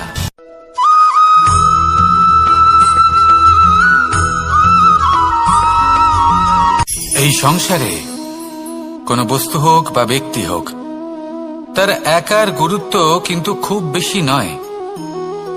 একটা উদাহরণ হিসেবে বৃষ্টির ফোঁটাকে ভেবে দেখুন। যদি একটি বৃষ্টির ফোঁটা হয় তাহলে তার খুব বেশি গুরুত্ব থাকে না, কিন্তু যখন সহস্র বৃষ্টির ফোঁটা মেঘের মধ্যে দিয়ে ঝরে পড়ে তখন সেটা বর্ষার রূপ ধারণ করে। সেই বর্ষা যা এই প্রকৃতিকে শান্ত করে। সেইভাবেই পাথরের ছোট টুকরো, তার খুব বেশি গুরুত্ব থাকে না, কিন্তু যখন অসংখ্য পাথরের টুকরো একত্রিত হয় তখন তা পর্বতের আকার ধারণ করে। সেইভাবেই কিছু মানুষ যখন একত্রিত হন তখন তৈরি হয় পরিবার, কিছু পরিবার যখন একত্রিত হয় তখন তৈরি হয় সমাজ, যখন অনেক সংখ্যক সমাজ একত্রিত হয় তখন তৈরি হয় রাজ্য। এবার এই রাজ্যের সবথেকে গুরুত্বপূর্ণ ব্যক্তি হতে পারেন রাজা, কিন্তু তাও সেই রাজা একা কিছু করতে পারেন না। যুদ্ধ লড়ার সময় তারও নিজের সৈন্যদলকে প্রয়োজন পড়ে। কিন্তু এই সংসারে এমন একজন ব্যক্তি আছেন যিনি একাই সব কাজ করতে থাকেন, এবং সেই ব্যক্তি হলেন মা। আমাদের জীবনে একজন পিতার ভূমিকা কিন্তু নিঃসন্দেহে অমূল্য, কিন্তু আমাদের সকলের জীবনে যে ভূমিকা একজন মায়ের তা অন্য কারোর থাকে না। একজন মা একাই সন্তানকে বড় করতে পারেন, সংস্কারী করে তুলতে পারেন, তার জন্য পরিশ্রম করেন। আর এত কিছু কাজ করার পরেও তার কাজের জন্য তিনি প্রশংসা অবশ্য পান না। উল্টে যদি সেই সন্তান অনুচিত পথে চালিত হয়, অনুচিত কর্ম করে, তখন সেই মাকেই অপবাদের পাত্র হয়ে উঠতে হয়। আমাদের জীবনে মায়ের যোগদান কতটা সেটা বুঝুন। আপনাকে বড় করে তোলার জন্য উনি কতটা পরিশ্রম করেছেন সেটা বুঝুন। আজ থেকে, এখন থেকে, এই মুহূর্ত থেকে মাকে সম্মান করতে শিখুন। যখন সময় পাবেন, যখন সুযোগ হবে, তখন তার প্রশংসা করুন, ওনারও ভালো লাগবে। আর মায়ের এই মমতার জন্য, তার এই ভূমিকার জন্য আসুন সবাই মিলে আমরা তাকে প্রণাম করি,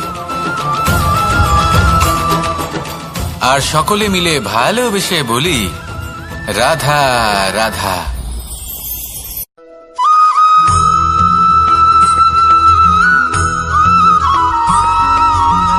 এই সংসারের সব থেকে গুরুত্বপূর্ণ তত্ত্ব কোনটা? প্রথম হলো সময়। জন্ম থেকে মৃত্যু পর্যন্ত এই যে সময়, এটাই তো হলো জীবন। দ্বিতীয় হলো জীবন, যাতে আমরা সময়ের সদ্ব্যবহার করি, শ্রেষ্ঠ থেকে শ্রেষ্ঠতর কাজ করার চেষ্টা করি। বহু বছরের এই পরম্পরা, এই সংস্কৃতিকে এগিয়ে নিয়ে যাওয়ার চেষ্টা করি। এই সংসারে আমরা অংশগ্রহণ করতে চেষ্টা করি। তৃতীয় হলো ধন, সেই ধন যা প্রত্যেক ব্যক্তি অর্জন করতে চেষ্টা করেন।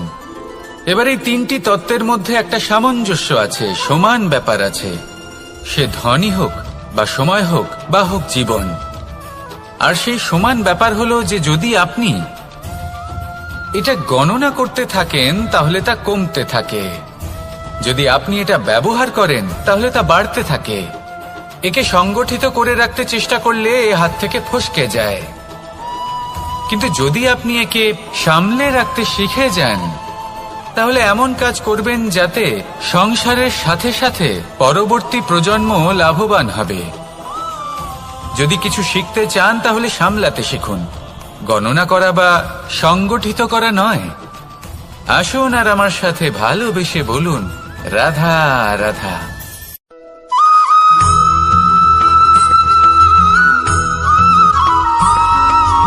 কথায় আছে প্রত্যেক পুত্র তার পিতার প্রতিচ্ছবি হয়, আর সমস্ত প্রতিচ্ছবি চায় যেন সে তার অস্তিত্ব প্রাপ্ত করতে পারে। পুত্র চায় সে যেন তার পিতার মতো হয় বা কখনো কখনো তার থেকেও শ্রেষ্ঠ হয়। সেটা কোনো অনুচিত ব্যাপার নয়। অনুচিত তখন হয় যখন পুত্র নিজের পিতার মতো হবার স্বপ্ন পূরণ করতে গিয়ে বা তার থেকেও শ্রেষ্ঠ হওয়ার স্বপ্ন পূরণে অনুচিত পথের আশ্রয় নেয়। কারণ তারপরে সে তার পিতার গুণগুলি আত্মসাৎ করতে চায় না। সে শুধুই এটা চায় যে সংসারের চোখে যেন আমি শ্রেষ্ঠ প্রমাণিত হই। এটা অনুচিত। সংসারে এমন অনেক মানুষ আছেন যারা এই কারণে শ্রেষ্ঠ হবার চেষ্টা করেন যাতে তার পরিবারের তার পিতার সম্মান বৃদ্ধি পায়।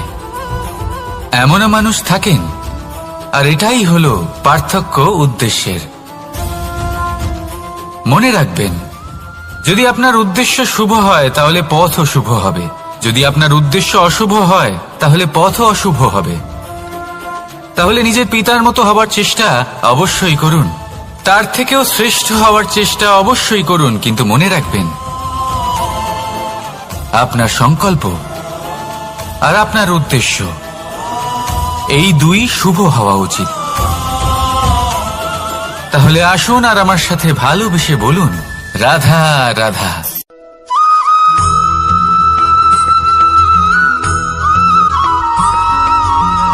পিতা আর পুত্রের সম্পর্ক অত্যন্ত মধুর হয়ে থাকে। পিতা স্বপ্ন দেখেন, তাকে পূর্ণ করার সকল সম্ভাব্য চেষ্টা করেন, কিন্তু তাও অনেক সময় ওনার স্বপ্ন অপূর্ণ থেকে যায়। তখন পিতা ভাবেন যে স্বপ্ন উনি পূর্ণ করতে পারেননি ওনার সন্তান তা অবশ্যই পূরণ করবে। যে স্থানে উনি কখনো পৌঁছতে পারেননি সেই স্থানে ওনার পুত্র অবশ্যই পৌঁছবে। পিতা নিজের সন্তানের ভবিষ্যৎ নিয়ে সেই স্বপ্ন দেখেন, আর যখন সেই সন্তান সামনে এগোতে থাকে তখন তার দুঃখ হয় না, বরং গর্ব হয়। ওনার ভালো লাগে এটা দেখে যে ওনার সন্তান অনেক উন্নতি করছে। কিন্তু যখন সন্তান নিজের অভিভাবকের শক্তি দেখে, তার যশ দেখে হিংসা করতে থাকে, সমস্যা সেইখানেই শুরু হয়। সেই জন্য সকল সন্তানকে এটা মনে রাখতে হবে, দেখুন, পুত্র হবার সুবাদে, এক সন্তান হবার সুবাদে এটা হলো আপনার অধিকার যে আপনি আপনার পিতার থেকে বেশি উন্নতি করবেন। আপনার পিতাও এটাই চান, কিন্তু সুস্থভাবে এটা করুন। একটা রেখা টেনে নিন যাতে আপনি তাতে এগোতে পারেন আর আপনার পিতার তাতে গর্ববোধ হয়, আর সেই বিষয়ে দুঃখ না হয় যে আমার সন্তান আমাকেই ছোট করার চেষ্টা করছে। ইতিহাস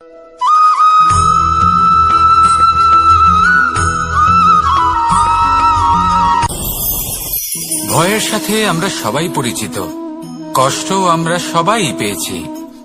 কখনো কখনো আমরা অসুস্থ হয়ে পড়ি, আর এমন সময় হলে মাতার মমতা, কখনো বাবার স্নেহ, কখনো বন্ধুদের পাশে থাকার অনুভূতি আমাদের রোগ নিরাময়ে সাহায্য করে।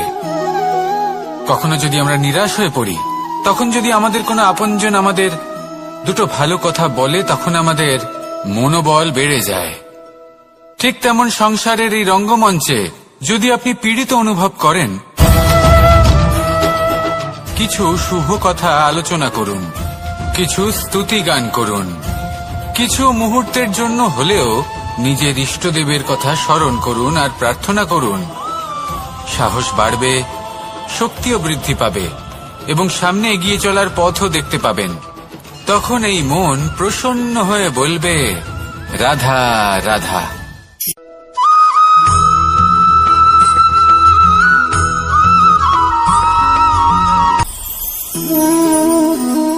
শক্তি এক অত্যন্ত বিচিত্র বস্তু, বা বলতে পারেন অনুভূতি। পিতা সবসময় চান যেন তিনি তার শক্তি পুত্রকে। আসুন আপনাকে সহজে বোঝাই, যদি আপনি সুপাত্র হন আর আপনাকে শক্তি দেওয়া হয়, তাহলে আপনি সেই শক্তির গুরুত্ব বুঝবেন, কোথায় সেই শক্তি প্রয়োগ করা উচিত সেটা বুঝবেন। আর এটা যেহেতু অর্জন করা শক্তি হবে, সেই শক্তির অপব্যবহার হবে না। কিন্তু যদি এই আপনি কুপাত্র হন আর যদি আপনাকে এই শক্তি দেওয়া হয়, তাহলে কি হবে? দেখতে গেলে এই শক্তি আপনি দান হিসেবে পেয়েছেন, তাই না আপনি এই শক্তির গুরুত্ব বুঝবেন আর না এর প্রয়োগ আপনি জানবেন। তার অপব্যবহার হওয়া সুনিশ্চিত। তাই যদি আপনি কোনো শক্তি অর্জন করতে চান, তাহলে আগে তার যোগ্য হয়ে উঠুন, পুত্র নয় পাত্র হয়ে উঠুন। আর আমার সাথে ভালোবেসে বলুন, রাধা রাধা।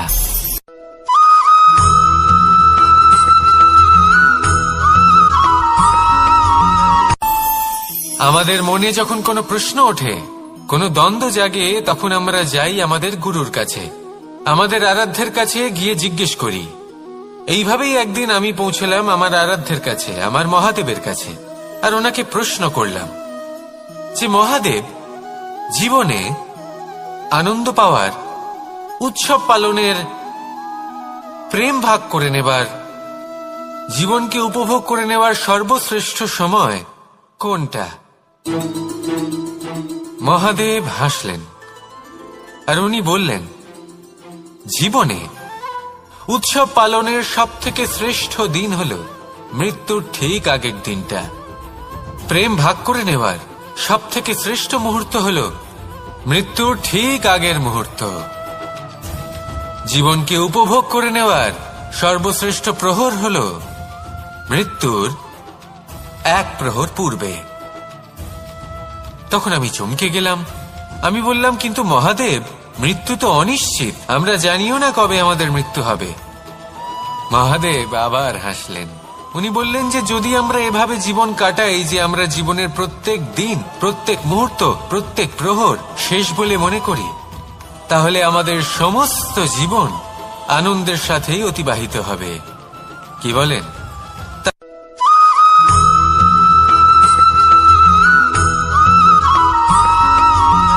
এই সংসারের সব থেকে গুরুত্বপূর্ণ তত্ত্ব কোনটা? প্রথম হলো সময়। জন্ম থেকে মৃত্যু পর্যন্ত এই যে সময়, এটাই তো হলো জীবন। দ্বিতীয় হলো জীবন, যাতে আমরা সময়ের সদ্ব্যবহার করি, শ্রেষ্ঠ থেকে শ্রেষ্ঠতর কাজ করার চেষ্টা করি। বহু বছরের এই পরম্পরা, এই সংস্কৃতিকে এগিয়ে নিয়ে যাওয়ার চেষ্টা করি। এই সংসারে আমরা অংশগ্রহণ করতে চেষ্টা করি। তৃতীয় হলো ধন, সেই ধন যা প্রত্যেক ব্যক্তি অর্জন করতে চেষ্টা করেন। এবার এই তিনটি তত্ত্বের মধ্যে একটা সামঞ্জস্য আছে, সমান ব্যাপার আছে। সে ধনই হোক বা সময় হোক বা হোক জীবন। আর সেই সমান ব্যাপার হলো যে যদি আপনি এটা গণনা করতে থাকেন তাহলে তা কমতে থাকে, যদি আপনি এটা ব্যবহার করেন তাহলে তা বাড়তে থাকে। একে সংগঠিত করে রাখতে চেষ্টা করলে এ হাত থেকে ফসকে যায়, কিন্তু যদি আপনি একে সামলে রাখতে শিখে যান তাহলে এমন কাজ করবেন যাতে সংসারের সাথে সাথে পরবর্তী প্রজন্ম লাভবান হবে। যদি কিছু শিখতে চান তাহলে সামলাতে শিখুন, গণনা করা বা সংগঠিত করা নয়। আসুন আর আমার সাথে ভালোবেসে বলুন, রাধা রাধা।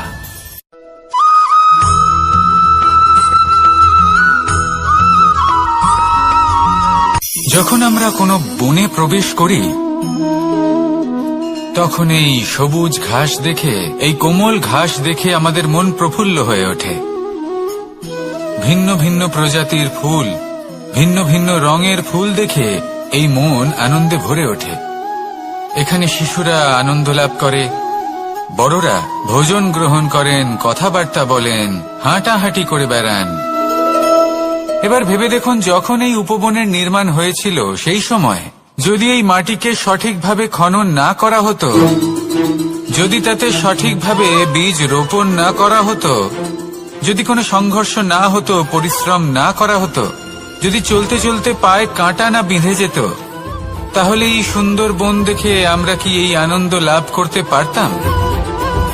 কখনোই নয়। ধরুন কোনো নদীর তটে সুন্দর একটি বন আছে, সেই বনের আনন্দ লাভ করতে গেলে আপনাকে সেই নদী পার করতেই হবে। যদি সুখের নদীর কাছে পৌঁছতে চান তাহলে তটে যে কাঁটা রয়েছে সেগুলোর সাথে সংঘর্ষ করতেই হবে। এই সংসারে যদি আপনি সুখ লাভ করতে চান তাহলে সুখ লাভের এই যাত্রা শুরু করতে হবে সংঘর্ষ দ্বারা। তাহলে সংঘর্ষকে স্বাগত জানান, এর পেছনেই সুখ রয়েছে যা আপনার জন্য অপেক্ষা করছে।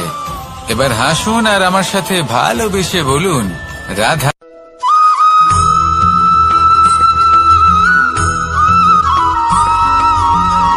পুরুষার্থ। শাস্ত্রে 4 ধরনের পুরুষার্থের কথা বলা হয়েছে। প্রথম হলো ধর্ম। আপনি কি জানেন এই ধর্ম আসলে কি? আপনার কি মনে হয় ধর্ম আসলে কি? কোনো বিশেষ ঈশ্বরকে মানাই কি ধর্ম বলা হয়? নাকি কোনো বিশেষ রীতি পালন করাই হলো ধর্ম, নাকি কোনো বিশেষ সাহিত্যকে সর্বশ্রেষ্ঠ মনে করাই হলো ধর্ম? না, ধর্ম হলো সেটা যাকে ধারণ করা যেতে পারে, আর ধারণ শুধু সেটাই করা যায় যা পবিত্র। পবিত্র শুধু তাকেই বলা হয় যা নিঃস্বার্থ, যার মধ্যে শাসন করার কোনো ইচ্ছে নেই, যা সরলভাবেই প্রবাহমান, জল এবং বায়ুর মতো। যখন কোনো ব্যক্তি ধর্মকে ধারণ করেন এবং সেই ধর্ম সেই ব্যক্তিকে রক্ষা করে, তখন তাকে ধর্ম বলা হয়। ধর্ম যা রক্ষা করে অহংকার থেকে, খারাপ চিন্তার হাত থেকে। সেই জন্য পুরুষার্থ গড়ে তোলার আগে, ধর্ম পালন করার আগে ধর্মের প্রকৃত অর্থ কি সেটা বুঝে নিন। এটা জেনে রাখুন যে সমস্ত ধর্মের আধার, সমস্ত ধর্মের ভিত শুধুমাত্র ভালোবাসা। আসুন আর এই ভালোবাসার সাথেই বলুন রাধা রাধা।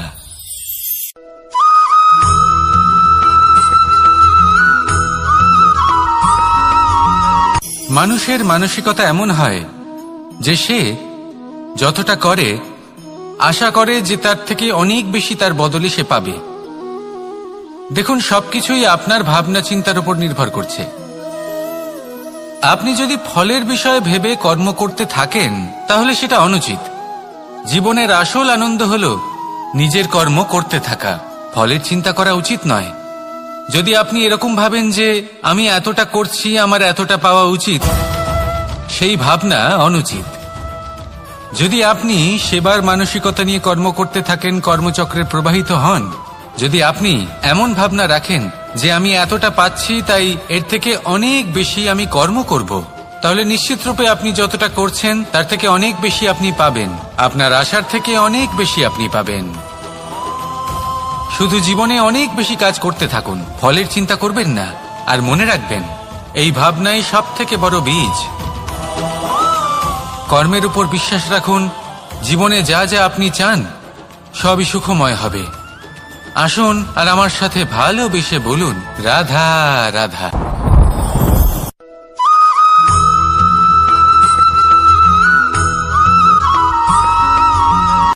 সংসারে আমাদের জীবনে যখন কোনো সুখ বা দুঃখ আসে, তার জন্য আমরা কাউকে না কাউকে অবশ্যই দায়ী করে থাকি, তাই না? এই ব্যক্তি আমাদের সাথে এরকম কাজ করেছেন তাই আমার সাথে এমন হলো। ওই ব্যক্তি যদি এমনটা না করতেন তাহলে আজ আমি ওই স্থানে পৌঁছতে পারতাম। সবই আপনার দৃষ্টিভঙ্গির ওপর নির্ভরশীল, আর যদি আপনার দৃষ্টিভঙ্গি এমন হয় তাহলে তা অনুচিত। সত্যি কথা বলতে এই সংসারে ভিন্ন ভিন্ন ধরনের মানুষ আছে। এটা আপনার ওপর নির্ভর করছে কিভাবে তাদের স্বাগত জানাবেন। একবার ভাবুন, আমি আমার দুটো হাত সামনে নিয়ে এলাম, দুটো মুঠো খুলে দিলাম। দুই প্রকারের মানুষ আসবেন, কিছু না কিছু দিয়ে যাবেন।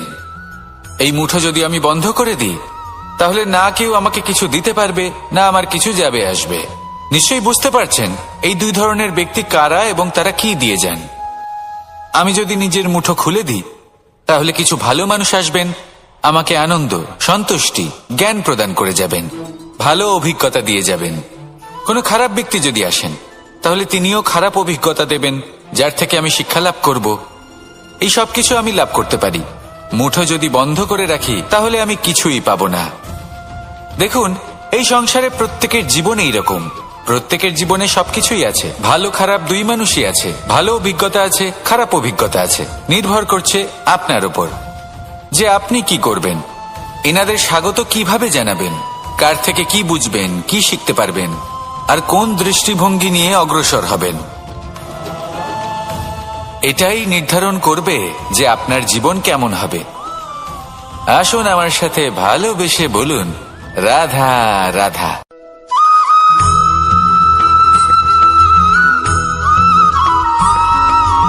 ফিরে আসছিলেন এবং তাদের ফেরার পথে হঠাৎ করে কোথাও থেকে একটি বাছুর চলে এলো। এই দুই বোন ভয়ভীত হয়ে গেলেন আর তাদের হাত থেকে সেই আটা পড়ে গেল, মাটিতে মিশে গেল। এবার এই পুরো ঘটনাক্রমে যদি কারোর বিন্দুমাত্র লাভ হয়ে থাকে বিন্দুমাত্র আনন্দ পেয়ে থাকে তাহলে সে কে? সেই ছোট বোন যিনি মাঝে মাঝেই গমের দানা তুলছিলেন এবং খাচ্ছিলেন। কিছুটা হলেও উনি আনন্দ লাভ করেছিলেন। এবার এরকমই হলো আমাদের জীবনে ভক্তি এবং ভালোবাসা সংক্রান্ত বিষয়। মানুষ নিজের জীবনের দৈনিক কাজে এতটাই ব্যস্ত হয়ে পড়েন, প্রত্যেকদিন শুধু কাজ কাজ কাজ কাজ করতে থাকেন, আর তাতে ভক্তি এবং ভালোবাসার জন্য সময় বার করতেই পারেন না। দেখুন, জীবনে ভক্তি আর প্রেমের এই যে ছোট ছোট মুহূর্ত আছে, এগুলো যদি আপনি যাপন করতে পারেন তাহলে তাতেই আপনি তৃপ্তি লাভ করবেন। বাকি সবই আপনার ব্যর্থ বলেই মনে হবে। জীবনে যখনই আপনি কোনো কাজ করবেন, ঈশ্বরের প্রতি সমর্পিত হয়ে সেই কাজ করুন। আর যখনই সময় পাবেন তাহলে সেই সময় নিজের আপনজনদের দিন। যাদের আপনি ভালোবাসেন তাদের প্রতি যত্নবান হন, তাদের শুভাকাঙ্ক্ষী হন। এই প্রেম আর ভক্তির ছোট ছোট মুহূর্তগুলো আপনার জীবনকে চরিতার্থ করে তুলবে। আসুন আমার সাথে ভালোবেসে বলুন, রাধা রাধা।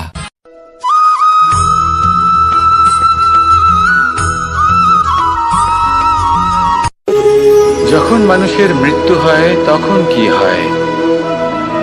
অনেক সংখ্যক মানুষ শোক পালন করতে চলে আসেন। যে ব্যক্তি মৃত্যু লাভ করেছেন তার অনেক বস্তু থাকে যেগুলো তার প্রিয়, যেগুলো তিনি ব্যবহার করেছেন। তার শয্যা, তার বস্ত্র, তার আভূষণ সবকিছু তার থেকে বিচ্ছিন্ন করা হয় এবং খালি হাতে তাকে শ্মশানের উদ্দেশ্যে রওনা করা হয়। আমি আপনাকে এই প্রশ্ন করতে চাই, আপনি এই সংসারে কি অর্জন করেছেন? ধন সম্পত্তি, বস্ত্র, আভূষণ, এই সবকিছু যে আপনি অর্জন করেছেন, আপনার মৃত্যুর পরে তা আপনার থেকে দূর হয়ে যাবে। এর উত্তর হলো একটাই, আপনার কর্ম। শুধু সেটাই আছে যা একান্ত আপনার, আর শুধু সেটাই এই সংসার থেকে চলে যাওয়ার পরেও সংসারেই জীবিত থাকবে। যদি আপনি দুষ্কর্ম করেন তাহলে এই সংসার আপনাকে একটি অনুচিত উদাহরণ হিসেবে মনে রাখবে যে এই ব্যক্তি খুব পাপী ছিল, অনুচিত কর্ম করতেন। যে পথে তিনি চলেছেন সেই পথে কারোর চলা উচিত নয়। সেখানেই যদি আপনি সৎকর্ম করেন তাহলে সংসার চিরকাল এটাই বলবে যে খুব ভালো মানুষ ছিলেন, সবাইকে ভালোবাসতেন, সবাইকে সাহায্য করতেন, আমার খুব প্রিয় মানুষ ছিলেন। এটাই হলো শ্রেষ্ঠ কর্ম। সেই জন্য জীবনে শুধুমাত্র ধন সম্পত্তি, আভূষণ এই সব অর্জন করতে গিয়ে নিজের মনোনিবেশ করবেন না। শ্রেষ্ঠ কর্ম করুন। সংসার থেকে চলে যাওয়ার পরেও এই কর্মই এই সংসারে আপনাকে জীবিত রাখবে। আসুন আমার সাথে ভালোবেসে বলুন, রাধা রাধা।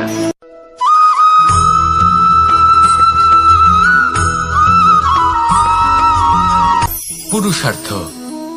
শাস্ত্রে 4 ধরনের পুরুষার্থের কথা বলা হয়েছে। প্রথম হলো ধর্ম। আপনি কি জানেন এই ধর্ম আসলে কি? আপনার কি মনে হয় ধর্ম আসলে কি? কোনো বিশেষ ঈশ্বরকে মানাই কি ধর্ম বলা হয়?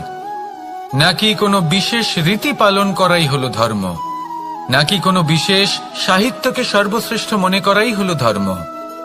না, ধর্ম হলো সেটা যাকে ধারণ করা যেতে পারে। আর ধারণ শুধু সেটাই করা যায় যা পবিত্র। পবিত্র শুধু তাকেই বলা হয় যা নিঃস্বার্থ, যার মধ্যে শাসন করার কোনো ইচ্ছে নেই, যা সরলভাবেই প্রবাহমান, জল এবং বায়ুর মতো। যখন কোনো ব্যক্তি ধর্মকে ধারণ করেন এবং সেই ধর্ম সেই ব্যক্তিকে রক্ষা করে, তখন তাকে ধর্ম বলা হয়।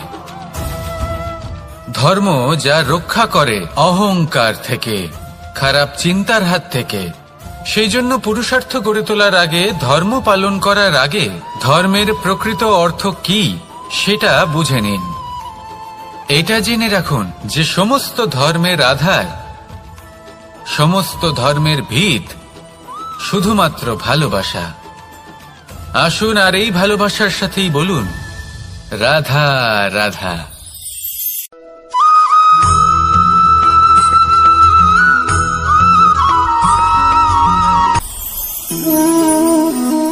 শক্তি।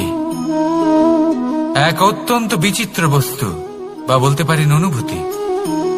পিতা সবসময় চান যেন তিনি তার শক্তি পুত্রকে। আসুন আপনাকে সহজে বোঝাই। যদি আপনি সুপাত্র হন আর আপনাকে শক্তি দেওয়া হয়, তাহলে আপনি সেই শক্তির গুরুত্ব বুঝবেন, কোথায় সেই শক্তি প্রয়োগ করা উচিত সেটা বুঝবেন। আর এটা যেহেতু অর্জন করা শক্তি হবে, সেই শক্তির অপব্যবহার হবে না। কিন্তু যদি এই আপনি কুপাত্র হন আর যদি আপনাকে এই শক্তি দেওয়া হয়, তাহলে কি হবে? দেখতে গেলে এই শক্তি আপনি দান হিসেবে পেয়েছেন, তাই না আপনি এই শক্তির গুরুত্ব বুঝবেন আর না এর প্রয়োগ আপনি জানবেন। তার অপব্যবহার হওয়া সুনিশ্চিত। তাই যদি আপনি কোনো শক্তি অর্জন করতে চান, তাহলে আগে তার যোগ্য হয়ে উঠুন। পুত্র নয়, পাত্র হয়ে উঠুন। আর আমার সাথে ভালোবেসে বলুন, রাধা রাধা।